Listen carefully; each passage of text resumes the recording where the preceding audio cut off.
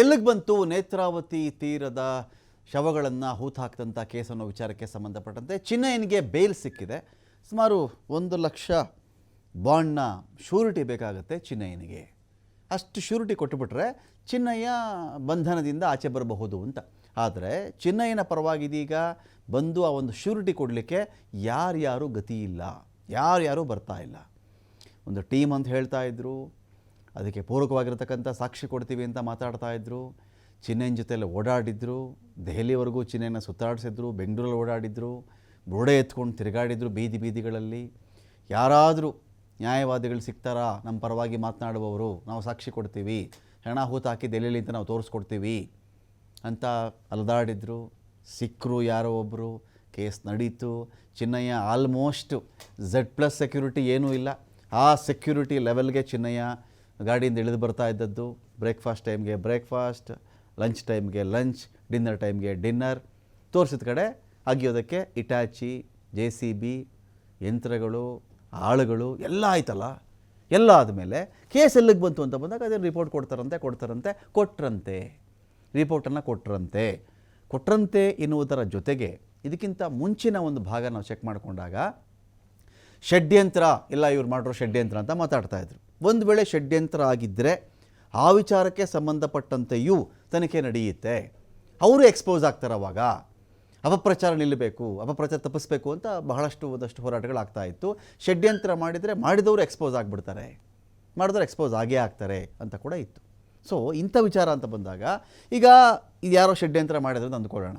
ಅವ್ರ ಮೇಲೆ ದೂರು ಬಂದಿದೆಯಲ್ಲ, ಇವರೆಲ್ಲ ಪ್ಲಾನ್ ಮಾಡಿದ್ದಾರೆ, ಇವರೆಲ್ಲ ಒಂದೇ ಟೀಮು, ಇಷ್ಟು ಜನ ಸೇರಿಕೊಂಡು ಷಡ್ಯಂತ್ರ ರೂಪಿಸಿ ಇದರಲ್ಲಿ ಹಣಕಾಸಿನ ವರ್ಗಾವಣೆಗಳಾಗಿವೆ, ತನಿಖೆ ನಡೆಸಬೇಕು ಅಂತ ಹೇಳಿದಾಗ ಸೇಮ್ SIT ಯಾಕೆ ಈ ತಂಡದ ಮೇಲೆ ತನಿಖೆ ಮಾಡ್ತಾ ಇಲ್ಲ?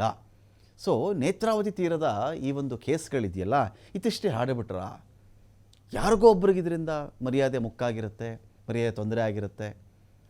ಅವರೇ ಇದರಲ್ಲಿ ಎಲ್ಲ ಕ್ಲೀನ್ ಚೀಟ್ ಕೊಡಬೇಕು ಅಂತ ನಾವು ಹೇಳ್ತಾ ಇಲ್ಲ. ತನಿಖೆನೇ ಶುರು ಮಾಡಿಲ್ಲ ಅಂತ ಹೇಳಿದ್ರೆ ಯಾಕೆ ತನಿಖೆ ಆಗ್ತಿಲ್ಲ ಅಂತ ಕೂಡ ಕೇಳಬೇಕಲ್ವೇ? ಎಲ್ಲ ವಿಚಾರಕ್ಕೆ ಸಂಬಂಧಪಟ್ಟಂತೆ ಡಿಬೇಟ್ ಸ್ಟಾರ್ಟ್ ಮಾಡ್ತಾ ಇದ್ದೀನಿ. ಪಾಲ್ಗೊಳ್ಳೋದಕ್ಕೆ ನಮ್ಮೊಂದಿಗೆ ಇದರಲ್ಲಿ ನಾಗರಾಜ್ ಸರ್ ಇದ್ದಾರೆ, ನಿವೃತ್ತ ಪೊಲೀಸ್ ಅಧಿಕಾರಿ. ಸ್ವಾಗತ ನಾಗರಾಜ್ ಸರ್ ನಿಮಗೆ ಒಂದು ಡಿಬೇಟ್ಗೆ.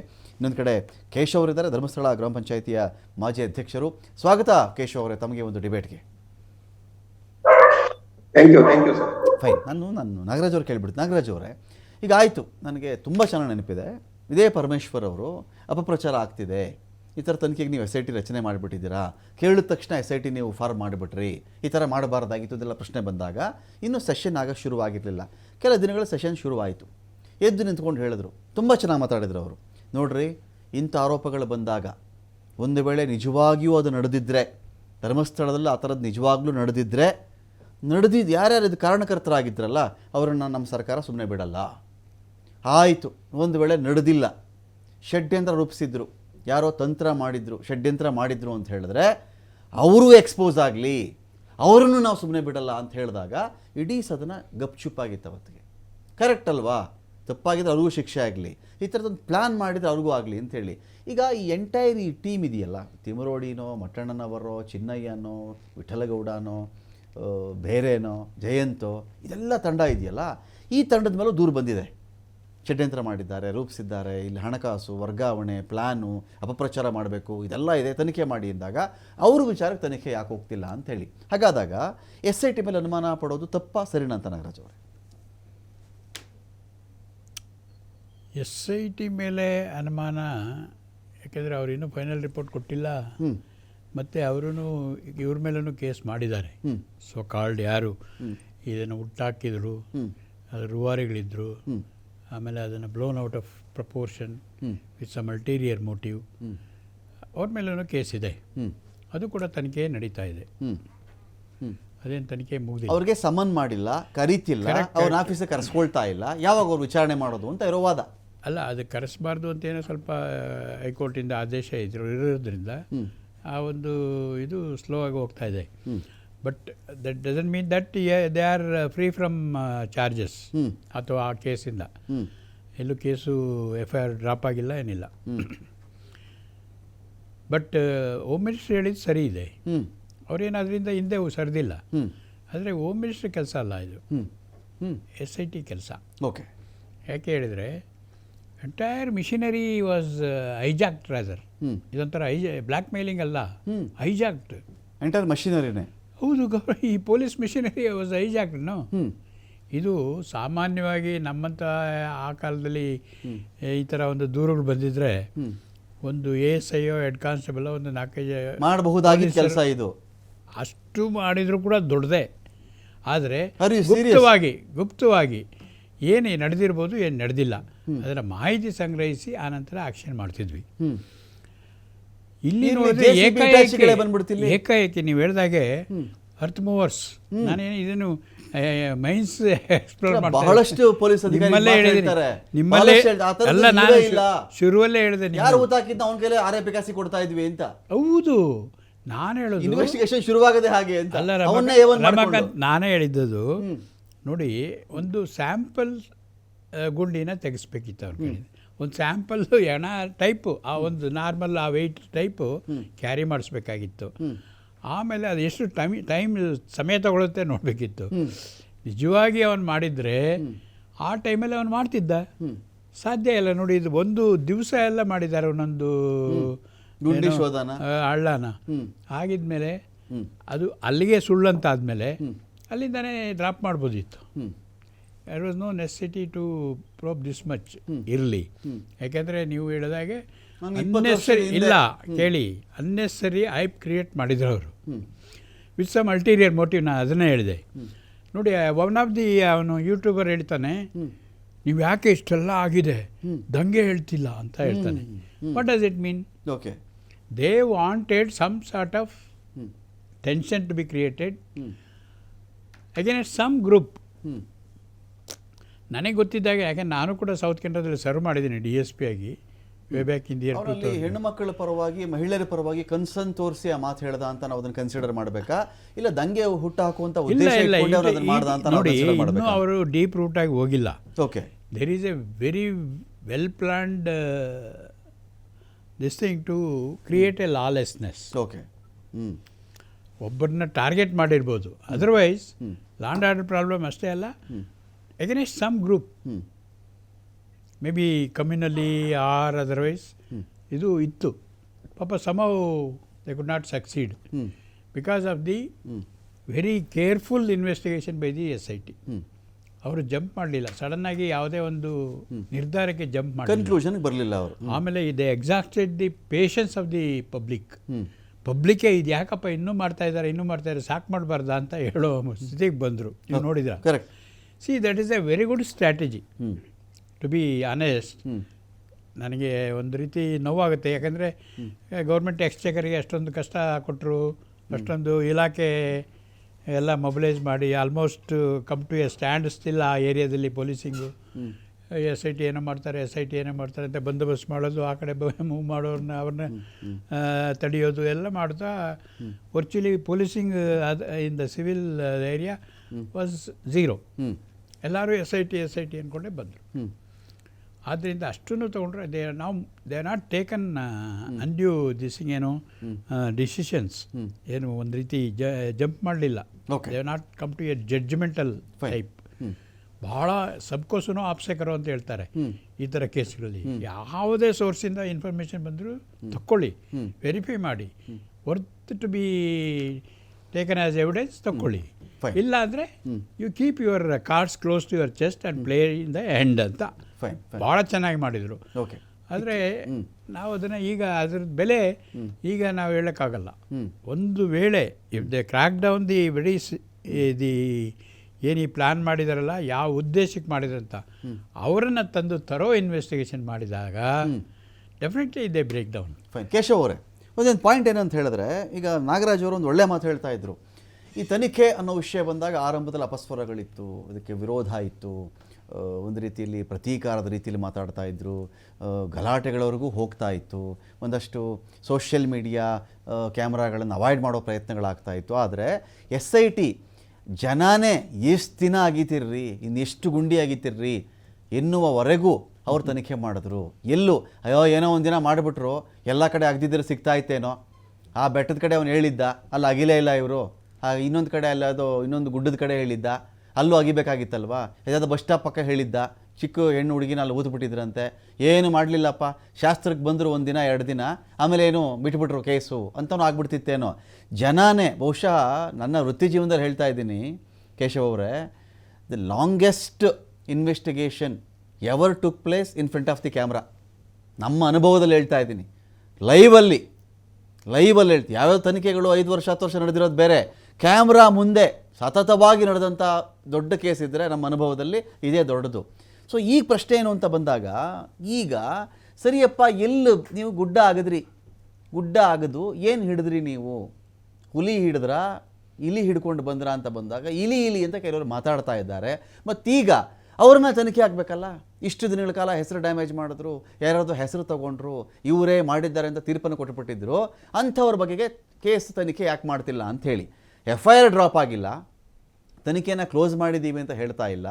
ಅವ್ರು ಯಾರನ್ನೂ ನಾಳೆ ವಿಚಾರಣೆ ನಾವು ಕರೆಸೋದೇ ಇಲ್ಲ ಅಂತಲೂ ಯಾರೂ ಶರ ಬರೆದು ಇಟ್ಟಿಲ್ಲ ಇಲ್ಲಿ ಅಂತ ಆದಮೇಲೆ ಈ ತನಿಖೆ ಕ್ಲೋಸ್ ಆಗಿದೆ ಅಂತ ನೀವು ಭಾವಿಸ್ತಾ ಇದ್ದೀರಾ? ಬಹಳ ಒಂದು ಒಳ್ಳೆಯ ಡೌಟ್ಸ್ ನಮ್ಮಲ್ಲಿ ಎರೈಸ್ ಆಗ್ತಾ ಇದೆ. ಬಹುಶಃ ಈ ಪಿಕ್ಚರ್ ನಲ್ಲಿ ಮಾತ್ರ ತಾವು ಪ್ರಥಮವಾಗಿ ಹೇಳಿದಾಗೆ Z+ ಸೆಕ್ಯೂರಿಟಿ ಹಾಗೆ ನಾವು ಪಿಕ್ಚರ್ ನಲ್ಲಿ ಮಾತ್ರ ನೋಡ್ತಾ ಇದ್ದೇವೆ. ಪ್ರತ್ಯಕ್ಷವಾಗಿ ನಾವು ದಿನಕ್ಕೆ 2 ಸಲ 3 ಸಲ ಹೋಗುವಂತ ಸ್ಥಳ ಅದು.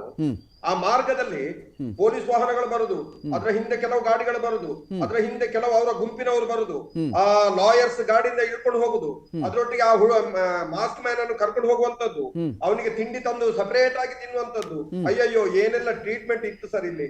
ಇದನ್ನೆಲ್ಲ ನಮಗೆ ನೋಡಿ ನೋಡಿ ನೋಡಿ ಒಂಥರ ನಾಗರಾಜ್ ಸರ್ ಹೇಳಿದಾಗೆ ಬೇಜಾರು ಹಿಡಿದು ಹೋಗಿತ್ತು. ಇದು ಯಾವಾಗ ಮುಗಿತದೆ ಅನ್ನುವಂತ ಹಂತಕ್ಕೆ ನಾವು ಗ್ರಾಮಸ್ಥರು ಮುಟ್ಟಿದ್ದೆವು. ಆದ್ರೆ ನಮ್ಮಲ್ಲೂ ಒಂದು ಆಸೆ ಇತ್ತು.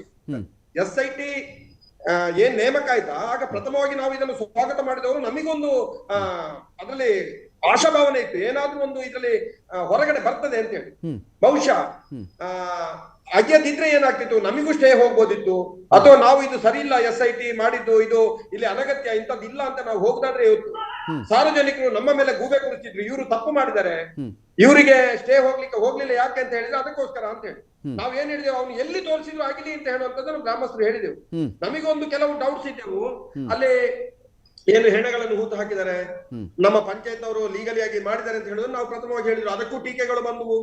ಅವರು ಸ್ಥಳವನ್ನು ತೋರಿಸ್ಬೇಕು ಅಂತ ಹೇಳಿದ್ರು. ಏನ್ ಸರ್, ಎಲ್ಲಾದ್ರೂ ಒಂದು ಕಾನೂನಲ್ಲಿ ಅವಕಾಶ ಇದೆಯೋ?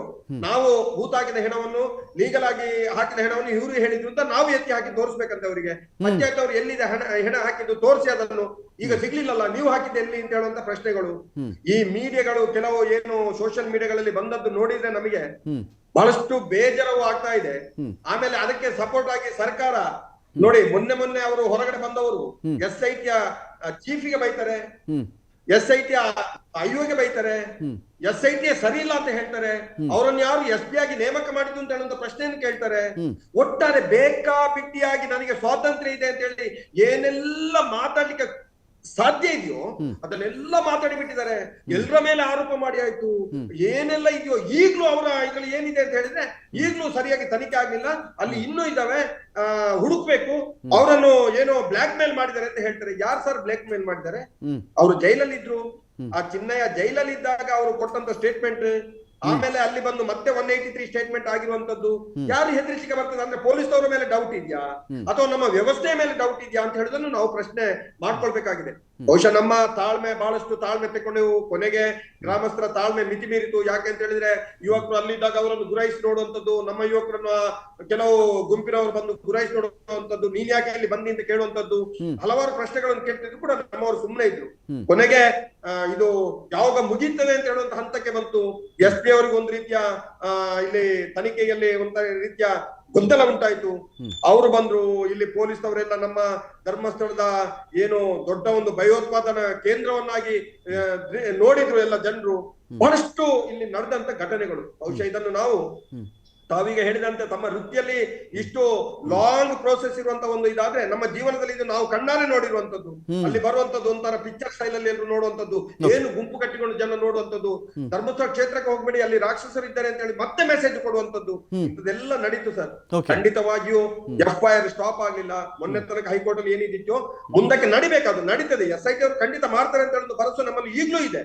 ಆದ್ರೆ ಅವರನ್ನು ಯಾಕೆ ಅರೆಸ್ಟ್ ಅನ್ನುವಂತ ಒಂದು ಭಾವನೆ. ಬಹುಶಃ ಯಾಕಂತ ಹೇಳಿದ್ರೆ ಒಂಥರ ನೋಡಿ, ಏನೆಲ್ಲ ಒಂದು ಅರೆಸ್ಟ್ ಮಾಡಿದಾಗ ಏನೆಲ್ಲ ಒಂದು ಸೀನ್ ಕ್ರಿಯೇಟ್ ಮಾಡಿದ್ರು, ಹೆದರಿಸುವಂತದ್ದು, ಬೆದರಿಸುವಂತದ್ದು, ಮುಖ್ಯಮಂತ್ರಿಗಳಿಗೆ ಬೈಯುವಂತದ್ದು, ಗೃಹ ಸಚಿವರಿಗೆ ಬೈಯುವಂತದ್ದು, ಯಾರು ಅದರಲ್ಲಿ ಮುಂದಕ್ಕೆ ಹೋಗ್ತಾರೆ ಅವರಿಗೆ ಬೈಯುವಂತದ್ದು, ಎಲ್ಲ ರೀತಿಯಲ್ಲಿ ನೋಡಿ ಈ ಮರ್ಯಾದಸ್ಥರಿಗೆ ಏನಾಗ್ತದೆ ಅಂತ ಹೇಳಿದ್ರೆ ಇದೆಲ್ಲ ನಮಗೆ ಯಾಕೆ ಅಂತ ಒಂದು ಭಾವನೆ ಬರ್ತದೆ. ಬಹುಶಃ ಇದನ್ನೆಲ್ಲ ಮೀರಿ ನಿಂತು ಇವತ್ತು ಏನು ತಪ್ಪು ನಡೆದಿದ್ಯೋ, ಏನು ಇಲ್ಲಿ ಆ ಷಡ್ಯಂತ್ರ ನಡೆದಿದ್ಯೋ, ಏನು ಯಾರ ಮೇಲೆ ಗೂಬೆ ಕೂಡಿಸ್ಬೇಕು ಹೊಡಿಸಿದಾರೋ ಅದೆಲ್ಲ ಸುಳ್ಳು ಅಂತೇಳಿ ಆ ಪ್ರಕರಣಕ್ಕೆ ತಿರುವು ಸಿಗ್ಬೇಕಾಗಿದೆ. ಅವರನ್ನು ಬಂಧಿಸಬೇಕು. ಸರ್ಕಾರ ಈ ಬಗ್ಗೆ ಯೋಚನೆಯನ್ನು ಮಾಡಬೇಕು. ಯಾವುದೇ ರೀತಿಯ ಮುಚ್ಚುಮರ ಇಲ್ಲದೆ ಈ ತನಿಖೆ ನಡಿಬೇಕು ಅಂತ ಹೇಳುವಂತದ್ದನ್ನು ನಾನು ಇವತ್ತು ಹೇಳ್ತಿದ್ದೇನೆ ಸರ್. ಫೈನ್. ಈಗ ನಾಗರಾಜ್ ಅವರೇ, ಒಂದೇನು ಪಾಯಿಂಟ್ ಬರುತ್ತೆ ಅಂತ ಹೇಳಿದ್ರೆ, ಈಗ ಈ ತನಿಖೆ SIT ತನಿಖೆ ಮಾಡಬೇಕಾದಾಗ ಇದೇ ಚಿನ್ನಯ್ಯನಿಗೆ ಒಳ್ಳೆ ಸೆಕ್ಯೂರಿಟಿನಲ್ಲಿ, ಸಾಕ್ಷಿಗೆ ತೊಂದರೆ ಆಗದ ರೀತಿಯಲ್ಲಿ, ಯಾರೋ ಸಾಕ್ಷಿಗಳ ಮೇಲೆ ದಾಳಿ ಮಾಡಿದ ರೀತಿಯಲ್ಲಿ ಒಬ್ಬ ಸಾಕ್ಷಿ ಆ ಥರ ಮುಂದೆ ಬಂದಾಗ ಆತನಿಗೆ ಕೊಡಬೇಕಾಗಿರ್ತಕ್ಕಂಥ ಎಲ್ಲ ಸೆಕ್ಯೂರಿಟಿಯನ್ನು ಕೊಟ್ಟು ಬೇಕಾದ ಪರಿಕರಗಳ ವ್ಯವಸ್ಥೆಯನ್ನು ಮಾಡಿ GPR ಬಳಸ್ಬಿಟ್ರು. GPR ಭೂಮಿ ಒಳಗಡೆ ಈ ಮನುಷ್ಯನಿಗೆ ಅವನ ಸ್ಮರಣ ಶಕ್ತಿಯಲ್ಲಿರುವಷ್ಟು ತೋರ್ಸೋಕ್ಕಾಗ್ತಾ ಇಲ್ಲ. ಭೂಮಿ ಮೇಲೆ ಯಂತ್ರವನ್ನು ನಾವು ಮೂವ್ ಮಾಡಿಬಿಟ್ರೆ ತಳದಲ್ಲಿರ್ತಕ್ಕಂಥ ಮೂಳೆನೋ ಕಬ್ಬುಣನೋ ಇನ್ಯಾವುದೋ ಲೋಹವೋ ಎಲ್ಲ ಪತ್ತೆ ಆಗಿಬಿಡುತ್ತೆ. ಇದು 5 ಅಡಿ 6 ಅಡಿ ಇಲ್ಲದೆ 20 ಅಡಿ ಇತ್ತು, 30 ಅಡಿ ಇತ್ತು, ಸಿಕ್ಕಿಬಿಡುತ್ತೆ ಅಂತೇಳಿ ಅದನ್ನು ಬಳಸ್ಬಿಟ್ರು. ಗೌರ್ಮೆಂಟ್ ಲೆಕ್ಕದಲ್ಲಿ ಒಂದಿನಕ್ಕೆ ಹೆಚ್ಚು ಕಡಿಮೆ ಅದು 10-12 ಲಕ್ಷದವರೆಗೂ ಹೋಗಿದೆ. ಕೆಲವರು ಹೇಳ್ತಾರೆ ಅದನ್ನು 12 ಲಕ್ಷ ಖರ್ಚಾಗಿದೆ, ಅಥವಾ ಕೆಲವರು 6 ಲಕ್ಷ ಅಂತಾರೆ. ಇರಲಿ, ಅದು ಕೆಲವರು 3 ಲಕ್ಷ ಅಂತಾರೆ, ಬೇರೆ ವಿಚಾರ. ಇಷ್ಟುವರೆಗೂ ಹೋದ ಹೊರತಾಗಿಯೂ ಅವಾಗೇನೂ ಸಿಕ್ಕಲಿಲ್ಲ ಅಂದಾಗ SIT ಪೂರ್ತಿ ಇಡೀ ಒಂದು ಗುಂಪಿನ ವಾದವನ್ನು ಆಲಿಸಿ ಅವ್ರು ಹೇಳ್ದಂಗೆಲ್ಲ SIT ಕೇಳಿತ್ತು. ಈಗ SIT ಇದೇ ವಿಚಾರಕ್ಕೆ ಸಂಬಂಧಪಟ್ಟಂತೆ ಈಗ ಇವರು ತನಿಖೆ ಮಾಡ್ತಾ ಇಲ್ಲ ಅಥವಾ ರಿಪೋರ್ಟ್ ಬರಿತಾ ಇದ್ದಾರೆ ಅಂದಾಗ ಅದೇ SIT ಮೇಲೆ ಮತ್ತೆ ಗೋಬೆ ಕೂರಿಸೋದು ಯಾಕೆ? ಅಂದರೆ ಇಲ್ಲಿ ಇನ್ನೊಂದು ಏನಾಗುತ್ತೆ ಅಂದರೆ, ವಿಚಾರಣೆ ಅಂದರೆ ಅರೆಸ್ಟ್ ಆಗಲೇಬೇಕು ಅನ್ನೋದಾ? ಅರೆಸ್ಟ್ ಮಾಡಿ ವಿಚಾರಣೆ ಮಾಡಿದ್ರೇ ಸರಿಯಾದ ವಿಚಾರಣೆ ಅಂತ. ಅರೆಸ್ಟ್ ಮಾಡಿಬಿಟ್ಟು 24 ಗಂಟೆ ಒಳಗಡೆ ಹಾಜರುಪಡಿಸಬೇಕು, ಇಲ್ಲ ಜುಡಿಷಿಯಲ್ ಕಸ್ಟಡಿಗೆ ಹೋಗ್ತಾರೆ, ಇಲ್ಲ ಪೊಲೀಸ್ ಕಸ್ಟಡಿ ಕೇಳಬೇಕಾಗತ್ತೆ. ಅವರು ಗಂಟೆಗಟ್ಟಲೆ ನಮ್ಮನ್ನು ವಿಚಾರಣೆ ಮಾಡಿದ್ದಾರೆ, 18 ಗಂಟೆ ಕೂರಿಸ್ಕೊಂಡಿದ್ದಾರೆ, ಬೆಳಗ್ಗೆ ಬಂದು ರಾತ್ರಿ ಕೂರಿಸ್ಕೊಂಡಿದ್ದಾರೆ ನಮ್ಮನ್ನು. ಅವರ ಒಂದು ವಾದ ಅದು. ಏನು ಮಾಡಬೇಕಾಗಿದೆ SIT ಅಂತ ನೋಡಿ. ನೀವು ಈಗ ಪ್ರತಿದಿನ ಪೇಪರ್ಗಳಲ್ಲಿ ಓದ್ತೀವಿ, ಗಂಡನ ಹೆಂಡ್ತಿನೇ ಕೊಲೆ ಮಾಡಿಬಿಟ್ಟು ಸ್ಟೇಷನ್ಗೆ ಹೋಗಿ ದೂರು ಕೊಡ್ತಾಳೆ. ದೂರು ಕೊಟ್ಟವನ್ನ ತೊಗೊಂಡು ಹೊರಗಡೆ ಹಾಕ್ಬಿಟ್ರು ಆಮೇಲೆ ಅಂತೇಳಿ ಯಾರನ್ನ ಹೇಳ್ತಾರ? Investigation is investigation. ದೂರು ಕೊಡ್ಬೋದು, ಯಾರು ಬೇಕಾದ್ರೂ ದೂರು ಕೊಡ್ಬೋದು. ದೂರದಾರನೇ ಕಳ್ಳ ಯಾಕೆ ಆಗಿರಬಾರ್ದು? ಕೊಲೆಯಾದವನೇ ಕೊಲೆಗಾರನ ಯಾಕೆ ಆಗಿರಬಾರ್ದು? ನಾವು ಇದನ್ನೆಲ್ಲ ನೋಡಿದ್ದೀವಿ, ಸಾಕಷ್ಟು ಪ್ರಸಂಗಗಳಲ್ಲಿ ನೋಡಿದ್ದೀವಿ. ಇಲ್ಲಿ ಕೂಡ ಯಾರು ಯಾವುದೋ ಒಂದು with an very strong ulterior motive, ಒಂದು ಪಟ್ಟಭದ್ರ, ಅದ್ರ ಹಿಂದೇನು ದೊಡ್ಡ ಶಕ್ತಿ ಇದೆ. ಓಕೆ, ಇಲ್ಲ ಅಂತ ನಾನು ಹೇಳೋದಿಲ್ಲ. ಇಲ್ಲ ಅಂದರೆ ಅವ್ರಿಗೆ ಅಷ್ಟೊಂದು ಏನು ಒಂದು ರೀತಿಯ ಬಲ ಬರ್ತಾ ಇರಲಿಲ್ಲ. ಇಲ್ಲ, ದೊಡ್ಡ ಶಕ್ತಿ ಇದ್ದಾಗ ಚಿನ್ನಯ್ಯನಿಗೆ 1 ಲಕ್ಷದ ಬಾಂಡ್ ಕೊಟ್ಬಿಟ್ಟು ಯಾಕೆ ಬಿಡಿಸ್ಕೊಳಕ್ಕಾಗ್ತಿಲ್ಲ ದೊಡ್ಡ ಶಕ್ತಿಗೆ? ಈಗ ನೋಡಿ, ಮಾಡೋದು ಮಾಡಿಬಿಟ್ರು. ಚಿನ್ನಯ್ಯನಿಗೆ 1 ಲಕ್ಷದ ಬಾಂಡ್ ಅದನ್ನೇ ಈಗ ಮಾಡೋದು ಮಾಡಿಬಿಟ್ರು. ಚಿನ್ನಯ್ಯನಿಗೆ ತಿರುಗಿ ಹೋಗಿ ಅಲ್ಲಿ ಬಾಂಡ್ ಅಂತ ಕೊಟ್ಟರೆ ಯಾಕೆ ಕೊಟ್ಟರು ಅಂತ ನೀವೇ ಕೇಳ್ತೀರಾ? ಯಾಕೆ ಕೊಟ್ಟರು? ಅವ್ರು ಯಾರು? Unless and until they are interested. ಯಾಕೆ ಕೊಟ್ಟರು? ಓಕೆ, ಈಗ ನಿಜವಾಗೂ ಅವರು ಧೈರ್ಯವಂತರೇ ಆಗಿದ್ದರೆ, ನಿಷ್ಠಾವಂತರೇ ಆಗಿದ್ದರೆ ಚಿನ್ನಯ್ಯನಿಗೆ ಅಷ್ಟೊಂದು ಮೆರೆಸಿದ್ರಲ್ವ? ಅವರು ಹೇಳ್ದಂಗೆ ಅವನು ಒಂದು ರೀತಿ ಗೊಂಬೆ ಥರ ಕುಣಿದ ಅಲ್ಲ, ಅವ್ರನ್ನ ರೆಸ್ಕ್ಯೂ ಮಾಡಬೇಕಿತ್ತು ಆನೆಸ್ಟ್ ಆಗಿದ್ದಿದ್ರೆ. ಇವತ್ತು ಅವನು ಜೈಲಿಂದ ಓದೋನಿಗೆ ಅದು ಹೆಂಗೋ ಕೋರ್ಟ್ ನ್ಯಾಯಾಲಯ ಅದು ಬೇಲ್ ಕೊಟ್ಟ ಮೇಲೆ ಆ ಒಂದಷ್ಟು ಶ್ಯೂರಿಟಿ ಕೊಟ್ಟು ತರಬೇಕಿತ್ತು ಅವನಿಗೆ. ಇಲ್ಲ, ಯಾರು ಅವ್ರ ಕಡೆಯಿಂದ ಯಾರಾದರೂ ಒಬ್ಬರು ಬಂದಿದ್ದಾರಾ? ಬಂದಿಲ್ಲ. ನೋಡಿ ಯಾವ ರೀತಿ ಅವನಿಗೆ ಒಂದು ರೀತಿ ಬಗ್ರ ಮಾಡಿಬಿಟ್ರು. ಸಾರಿ, ಕುರಿಗೂ ಗೌರವ ಇದೆ, ನಾನು ಗುರಿ ಆ ರೀತಿ ಮೋಸ ಮಾಡಿದ್ರಲ್ಲ, ಇದು ಮೋಸನೇ. ಇದು ಈ ರೀತಿ ಸರ್ಕಾರಕ್ಕೂ ಮೋಸ ಮಾಡಿದ್ದಾರೆ ಅವರು. ಓಕೆ, ನ್ಯಾಯಾಲಯದ ಮುಂದೆ ತಪ್ಪು ದೂರುಗಳನ್ನು ಕೊಟ್ಟಿದ್ದಾರೆ, ತಪ್ಪು ಹೇಳಿಕೆಗಳನ್ನು ಕೊಟ್ಟಿದ್ದಾರೆ. ಇದಕ್ಕೆಲ್ಲ ಕಾರಣ ಅವ್ರಿಗೆ. ಇಷ್ಟಕ್ಕೂ ಇಂಥ ವಿಚಾರಗಳಲ್ಲಿ ಇಷ್ಟಕ್ಕೂ ಕೇಳಿ, ಚಿನ್ನಯ್ಯ ಹೇಳಿದ್ದು ಚಿನ್ನಯ್ಯ ಆಗದಿರೋದ್ರಿ. ನಮ್ಮ ಹತ್ರ ಏನೇನೋ ಸಾಕ್ಷ್ಯಗಳಿತ್ತೋ, ನಾವೇನು RTIಯಲ್ಲಿ ಹಾಕಿ ತೊಗೊಂಡಿದ್ವೋ, ಸ್ಟೇಷನ್ಗಳಲ್ಲಿ ಕಾಣೆಯಾದವರ ಮಾಹಿತಿ ಇತ್ತೋ, ಒಂದಷ್ಟು ಅನುಮಾನಾಸ್ಪದ ನಾಪತ್ತೆ ಪ್ರಕರಣಗಳಿದ್ವೋ, ಅದನ್ನು ಇದೆ ಅಂತೇಳಿ ಸರ್ಕಾರದ ದಾಖಲೆ ನಾವು ಮುಂದೆ ಇಟ್ಟಿರೋದು ಅಷ್ಟೇ. ನಾವಿನ್ನೇನು ಹೇಳಿಲ್ಲ. ಚಿನ್ನಯ್ಯ ಊತಿದ್ದ, ಅದಕ್ಕೆ ಚಿನ್ನಯ್ಯ ಒಳಗಡೆ ಇದ್ದಾನೆ. ನೋಡಿ ಅವನ್ನೆಲ್ಲ ಡೆಲ್ಲಿಗೆ ಯಾಕೆ ಕರ್ಕೊಂಡು ಹೋದ್ರು, ಲಾಯರ್ ಹತ್ರ ಯಾಕೆ ಹಿಂಗ್ ಕರ್ಕೊಂಡು ಬಂದ್ರು ಹೋದ್ರು? ಸ್ವಾಮಿ, ಒಂದು ಬುರುಡೆ ಲಾಯರ್- ಎತ್ಕೊಂಡು ಬಂದ್ರು, ಅಲ್ಲ, ಮನೇಲಿ ಯಾಕೆ ಬುರುಡೆ ಎತ್ಕೊಂಡು ಬಂದ್ರು ಅವರು. ಅಲ್ಲ, ಅವ್ರು ಕೇಳಿ. ಎತ್ಕೊಂಡು ಬಂದಾಗ ನಮ್ಗೆ ಕೇಳಿ, ಮನೆಯಲ್ಲಿ ಗೊತ್ತಾಗ್ಲಿಲ್ಲ. ಯಾರು ಇಟ್ಕೊಳ್ತಾರ ರಮಕಾಂತ್? ನೀವು ಹೇಳಿ, ಮನೆಯಲ್ಲಿ ಒಬ್ಬ ಆ ಥರ ಮಾಹಿತಿ ಕೊಡೋವನಿಗೆ ಮನೇಲಿ ಇಟ್ಕೊಳ್ತೀರಾ ನೀವು? ಇಮಿಡಿಯೇಟ್ ಸ್ಟೇಷನ್ ಏನಪ್ಪ ಇವನಪ್ಪ ಈ ಥರ ಹೇಳಿದಾನೆ, ಆಯಿತು ಬಾ, ನನ್ನ ಹತ್ರ ಹೇಳಿದೆ, ನಿನಗೇನು ನ್ಯಾಯ ಸಿಗಲ್ಲ, ಪೊಲೀಸರು ಇರ್ತಾರೆ, ಪೊಲೀಸ್ ಸ್ಟೇಷನ್ ಬೇಡ, ಉನ್ನತ ಅಧಿಕಾರಿಗಳಿಗೆ ಹೇಳೋಣ. ಎಲ್ಲಿ ಹೇಳಿದ್ರೆ ನೀವು? ದೊಡ್ಡ ಶಕ್ತಿಯ ಮೇಲೆ ನಮ್ಮ ದೂರುಗಳಿದ್ವು, ಆ ಥರ ನಾವೇನೋ ಹ್ಯಾಂಡಲ್ ಮಾಡಕ್ಕೆ ಹೋಗ್ಬಿಟ್ಟಿದ್ರೆ ನಮ್ಗೆ ಕಷ್ಟ ಆಗ್ಬಿಡ್ತಾ ಇತ್ತು. ಅದಕ್ಕೆ ನಾವು ನ್ಯಾಯವಾದಿಗಳನ್ನ ಹುಡುಕ್ತಾ ಇದ್ವಿ, ಅನೇಕ ನ್ಯಾಯವಾದಿಗಳ ನೋಡಿ, ಭರವಸೆ ಸಿಕ್ಲಿಲ್ಲ ನಮಗೆ, ಇದಕ್ಕೆ ಸಾಕ್ಷಿ ರಕ್ಷಣೆ ಭರವಸೆ ಸಿಕ್ಲಿಲ್ಲ ಅಂತ. ಇದಕ್ಕೆ ಹೇಳೋದು ಕಾನ್ಸ್ಪಿರಸಿ ಅಂತ. ಭಾಳ ಡೀಪ್ ರೂಟೆಡ್ ಕಾನ್ಸ್ಪಿರಸಿ ಇದೆ. ಇದನ್ನು ಭೇದಿಸ್ತಾರೆ, SIT ಅವ್ರು ಬಿಡೋದಿಲ್ಲ, ಭೇದಿಸಲೇಬೇಕು. ಭೇದಿಸಿ ಆ ಕಾನ್ಸ್ಪಿರೇಟರ್ಸ್ಗೂ ಇವ್ರಿಗೆ ಯಾರು ಇವರು ಹೊರಗಡೆ ಬಂದು ಈ ಥರ ಅಪಪ್ರಚಾರ ಮಾಡಿದರೆ ಅವ್ರಿಗೂ ಮತ್ತು ಇವರಿಗೆ ಶಿಕ್ಷೆ ಆಗಲೇಬೇಕು. ಓಕೆ, ಇಲ್ಲ ಅಂದರೆ ನಾಳೆ ಇನ್ನೊಬ್ಬ ಬಂದು ಇದೇ ರೀತಿ ಒಂದು ಸಿಸ್ಟಮ್ನ ಡಿಸ್ಟೆಬಿಲೈಸ್ ಮಾಡಲಿಕ್ಕೆ ಹೊರಟ್ರೆ ಇದು nothing but the attempt to destabilise the very system. Okay, ಈ sort of waging war against the state ಅಲ್ವಾ? ಕರೆಕ್ಟ್. ಈಗ ನೋಡಿ, ಯಾವ ರೀತಿಯೆಲ್ಲ ಮಾಹಿತಿ ದಂಗೆ ಹೇಳಿ ಅಂತ, ದಂಗೆ ಹೇಳಬೇಕಂತೆ ಯಾರ ಮೇಲೆ, ಯಾರ ಮೇಲೆ, ಏನು ವಿಷಯ? ಫೈನ್. ಈಗ ಕೇಶವ್ ಅವರೇ, ಒಂದು ಪಾಯಿಂಟ್ ಇದೆ ಇಲ್ಲಿ, ಏನಂತ ಹೇಳಿದ್ರೆ, ಈಗ ಅನೇಕರಿಗೆ ಏನು ಅಂತ ಹೇಳಿದ್ರೆ, ಯಾವುದೇ ಕೇಸ್ನ ಇನ್ವೆಸ್ಟಿಗೇಷನ್ ಬಂದಾಗ ಜನರಲ್ ನಾನು ಮಾತಾಡ್ತಿದ್ದೀನಿ, ಅರೆಸ್ಟ್ ಮಾಡಿಬಿಡ್ಬೇಕು ಅಂತ. ಈಗ ಚಿನ್ನಯ್ಯ ಹಿಂಗೆ ಅರೆಸ್ಟ್ ಆದರು, ಹಿಂಗೆ ಒಳಗಡೆ ಹೋದ್ರು ಅಂತೆಲ್ಲ ಇದೆಯಲ್ಲ, ಈ ಊರುಗಳ ವಿಚಾರ, ಮಟ್ಟಣ್ಣನ ಅರೆಸ್ಟ್ ಮಾಡಬೇಕಾಗಿತ್ತು, ವಿಠಲಗೌಡ ಅರೆಸ್ಟ್ ಆಗಬೇಕಾಗಿತ್ತು, ತಿಮಿರೋಡಿ ಅರೆಸ್ಟ್ ಆಗಬೇಕಾಗಿತ್ತು, ಜೈಂದ್ ಅರೆಸ್ಟ್, ಈ ಥರದ ಅರೆಸ್ಟ್ ಅಂತ ಇದೆಯಲ್ಲ, ಪೊಲೀಸರು ಒಂದು ವೇಳೆ ಅರೆಸ್ಟ್ ಅಂತ ಮಾಡಿದರೆ 24 ಗಂಟೆ ಒಳಗಡೆ ನ್ಯಾಯಾಧೀಶರ ಮುಂದೆ ಹಾಜರುಪಡಿಸಬೇಕು, ವೈದ್ಯಕೀಯ ಪರೀಕ್ಷೆಗಳಾಗ್ತವೆ, ಕಸ್ಟಡಿ ಕೇಳಿಕೊಂಡ್ರೆ ನ್ಯಾಯಾಧೀಶರು ಒಪ್ಕೊಂಡ್ರೆ ಪೊಲೀಸ್ ಕಸ್ಟಡಿ, ಇಲ್ಲದೇ ಇದ್ದರೆ ಜುಡಿಷಿಯಲ್ ಕಸ್ಟಡಿ, ಇಷ್ಟೇ ವಿಚಾರ ಇರೋದು.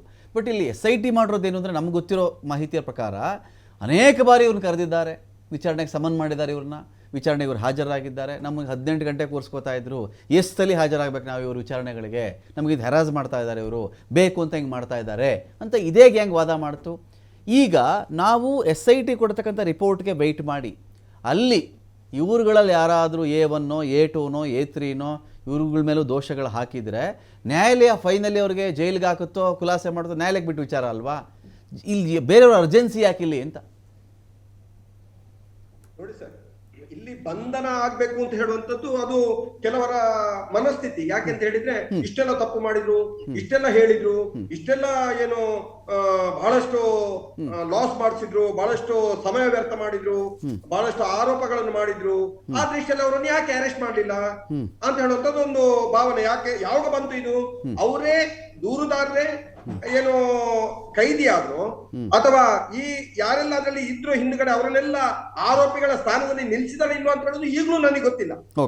ಆದ್ರೆ ಒಂದು ವೇಳೆ ಇವರು ನೋಟಿಸ್ಕೊಟ್ಟಾಗ ಪ್ರಾಮಾಣಿಕವಾಗಿ ಇದ್ರೆ ಇವರು 18 ಗಂಟೆ ಆಗ್ಲಿ 100 ಗಂಟೆ ಆಗ್ಲಿ 1000 ಗಂಟೆ ಆಗ್ಲಿ ಇವರು ತನಿಖೆಯನ್ನು ಎದುರಿಸಬೇಕಲ್ಲ ಸರ್. ಏನು ಅಲ್ಲಿ ಕ್ವಶನ್ ಎರೈಸ್ ಆಗ್ತದ, ಏನು ಡೌಟ್ ಎರೈಸ್ ಆಗ್ತದ, ಅದಕ್ಕೆ ಸರಿಯಾದಂತ ಪೂರಕವಾದ ಮಾಹಿತಿಗಳನ್ನು ಇವ್ರು ಕೊಡ್ಬೇಕಲ್ವಾ? ಇವರಲ್ಲಿದ್ದಂತ ದಾಖಲೆಗಳು ಏನಿದ್ವು, ನನ್ನ ಮೊಬೈಲ್ ನಲ್ಲಿದೆ, ನನ್ನ ಮನೆಯಲ್ಲಿದೆ, ನನ್ನ ತೋಟದಲ್ಲಿದೆ, ನನ್ನ ಯಾರ್ದೋ ಇದ್ರಲ್ಲಿದೆ ಅಂತ ಹೇಳಿ ಎಲ್ಲೆಲ್ಲ ಜೀವಂತ ಇದೆ, ಹೆಣಗಳೇ ಎದ್ದು ಮಾತಾಡ್ತವೆ ಅಂತ ಹೇಳಿದ್ರಲ್ಲ ಸರ್. ಅದನ್ನ ಇವ್ರು ತೋರಿಸ್ಬೇಕಿತ್ತಲ್ಲ, ಯಾಕೆ ತೋರಿಸ್ಲಿಲ್ಲ? ಕೇವಲ ಇವರನ್ನು ತನಿಖೆಗೆ ಕರೆದ್ರು ಅಂತ ಹೇಳುವಾಗ ಇವ್ರು ಹೆದರಿಕೊಂಡು ಯಾಕೆ ಹೈಕೋರ್ಟಿಗೆ ಹೋಗಿ ಇಡೀ ಇದನ್ನೇ ಸ್ಟೇ ಮಾಡ್ಬೇಕಂತ ಹೊರಟಲ್ವಾ? ಇದು ಅವರ ಯಾವ ಧೈರ್ಯವನ್ನು ತೋರಿಸ್ತದೆ? ಅವರು ಯಾವ ಒಂದು ಹೋರಾಟಗಾರರು, ನಾವು ಸಾಯ್ಲಿಕ್ಕೂ ತಯಾರು, ರಾತ್ರಿ 12 ಗಂಟೆಗೆ ಕರೆದ್ರು ಹೋಗ್ಲಿಕ್ಕೂ ತಯಾರು, ನಾವು ಯಾರಿಗೂ ಕ್ಯಾರ್ ಮಾಡುದಿಲ್ಲ, ನಮಗೆ ದೇವರಿಲ್ಲ, ದಿಂಡ್ರಿಲ್ಲ, ನಮಗೆ ಸಂವಿಧಾನ ಇಲ್ಲ, ನಾನು ಭಾರಿ ಸತ್ಯವಂತ ಅಂತ ಹೇಳ್ತಾ ಹೋದ್ರಲ್ಲ ಸರ್. ಎಲ್ಲಿದೆ ಅವರಿಗೆ ಇವತ್ತು ಯಾವ ಧೈರ್ಯ? ಎಲ್ಲಿ ಹೋಯ್ತು, ಎಲ್ಲಿ ಹುಡುಗಿ ಹೋಯ್ತು ಅವರ ಈ ಒಂದು ಗಂಡಸ್ಥಾನ ಇವತ್ತು? ಯಾಕೆ ಅವರು ಸ್ಟೇ ತೆಗಿಬೇಕಿತ್ತು?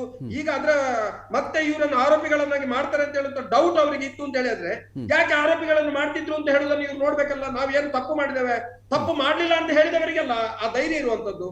ನಾನು ಹೋಗ್ತೇನೆ, ನಾನು ತನಿಖೆ ಎದುರಿಸ್ತೇನೆ, 100 ಗಂಟೆ ಕರೆದ್ರು, 18 ಗಂಟೆ ಕರೆದ್ರು, ನಮಗೆ 9 ಸಾರಿ ಕರೆದ್ರು ಅಂತ ಹೇಳ್ತಾರಲ್ಲ, ಇವ್ರಿಗೆ ಎಷ್ಟು ಸಲ ಹೋಗೋದಕ್ಕೆ ತೊಂದ್ರೆ ಏನು ಸರ್?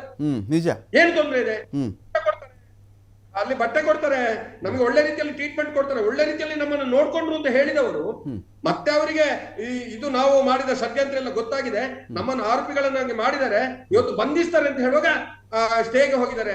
ಇದು ಯಾರು ಮೆಚ್ಚುವಂತ ಕೆಲಸ ಅಲ್ಲ. ಯಾಕಂತ ಹೇಳಿದ್ರೆ ಅವರು ಮಾಡಿದಂತ ತಪ್ಪಿಗೆ ಶಿಕ್ಷೆ ಆಗ್ಲೇಬೇಕು.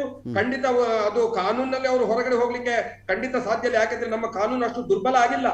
ಇವತ್ತು FIR ಅರೆಸ್ಟ್ ಮಾಡದೇ ಇರ್ಬೋದು, ಎನ್ಕ್ವೈರಿ ಮಾಡಿರ್ಬೋದು, ಅಥವಾ ಜನ ಆಡ್ತಾ ಇರ್ಬೋದು ಅವ್ರನ್ನ ಯಾಕೆ ಬಂಧಿಸಲಿಲ್ಲ ಅಂತ ಹೇಳಿ. ಇವತ್ತಲ್ಲದಿದ್ರೆ ನಾಳೆ ಖಂಡಿತವಾಗಿಯೂ ಯಾರು ತಪ್ಪು ಮಾಡಿದಾರ ಅವರಿಗೆ ಖಂಡಿತವಾಗಿ ಮತ್ತಷ್ಟು ಮಾತಾಡ್ತೀನಿ. ಇಂಥ ಕೇಸ್ಗಳಿಗೆ ಸಂಬಂಧಪಟ್ಟಂತೆ ನಾವು ರಿಪೋರ್ಟ್ ಬರೋವರೆಗೂ, ಅದು ರಿಪೋರ್ಟ್ ವಿಚಾರಣೆ ಕೈಗೆತ್ತಿಕೊಳ್ಳೋವರೆಗೂ ವೆಯ್ಟ್ ಮಾಡಬೇಕಾಗುತ್ತಾ? ರಿಪೋರ್ಟಲ್ಲಿ ಏನು ಹೆಸರಿಸಿದ್ದಾರೋ ನಮ್ಗೆ ಯಾರಿಗೂ ಗೊತ್ತಿಲ್ವಲ್ಲ. ಆ ರಿಪೋರ್ಟಲ್ಲಿ ಏನೇನು ಮೆನ್ಷನ್ ಆಗಿದೆ, ಯಾರ್ಯಾರು ಆರೋಪಿಗಳು ಅಂತ ಮಾಡಿದ್ದಾರೆ, ಯಾರನ್ನ ದೂಷಿತರು ಅಂತ ಅವ್ರು ಹೇಳ್ತಾ ಇದ್ದಾರೆ, ಯಾರು ತಪ್ಪೇ ಮಾಡಿದ್ದಾರೆ ಅಂತ ಹೇಳ್ತಾ ಇದ್ದಾರೆ, ಆ ಡಾಟ್ಸ್ಗಳನ್ನು ಹೇಗೆ ಕನೆಕ್ಟ್ ಮಾಡ್ಕೊಂಡು ಬರ್ತಾ ಇದ್ದಾರೆ ಇವರು ಅಂಥೇಳಿ ವೆಯ್ಟ್ ಮಾಡಬೇಕಾಗತ್ತಾ? ಇಲ್ಲ SIT ಅವ್ರು ಏನೂ ಮಾಡಲಿಲ್ಲ, ಬರೀ ಚಿನ್ನಯ್ಯ ಹೇಳ್ದಂಗೆ ಕೇಳಿದ್ದು, ಬರೀ ಹಾಕ್ಕೊಂಡು ಕೂತಿದ್ರು ಇವರು, ಅಗಿಯೋದೇ ಆಗ್ಬಿಟ್ಟಿತ್ತು ಇವ್ರದ್ದು ದಿನ ಬೆಳಗಾದರೆ, ಅಷ್ಟು ಕನ್ಕ್ಲೂಷನ್ ಬರೋಕ್ಕೆ ಸಾಧ್ಯ ಆಗುತ್ತಾ ಈ ಸ್ಟೇಜಲ್ಲಿ ಅಂತ? ಸಾಧ್ಯ ಇಲ್ಲ. ಅವ್ರು ಕೊಡೋ ತನಕ ವೆಯ್ಟ್ ಮಾಡಬೇಕು. ಯಾಕೆಂದರೆ ಇದು ಒಂದು 10 ಜನ ವಿಚಾರಣೆ ಮಾಡಿ ಬಿಟ್ಟಂಥ ಕೇಸಲ್ಲ. ಆಮೇಲೆ ಅವರು ಕೂಡ ಸಾಕಷ್ಟು ಸುಳ್ಳು ಮಾಹಿತಿಗಳನ್ನು ಕೊಟ್ಟಿದ್ದಾರೆ to mislead the authority. Okay. ಯಾರೇ ಆಗಲಿ ದೂರು ಕೊಟ್ಟವನಿಗೆ ಮೂಲಭೂತವಾದಂಥ ಜವಾಬ್ದಾರಿ ಇರುತ್ತೆ. ಅವನು ದೂರನ್ನು ಸಾಬೀತುಪಡಿಸ್ಬೇಕು, ಇದು ನಿಜ ಅಂತ ಹೇಳಬೇಕು. ಅದಕ್ಕೆ ಸಂಬಂಧಪಟ್ಟ ಸಾಕ್ಷಿಗಳನ್ನು ಅವನೇ ಒದಗಿಸ್ಬೇಕು.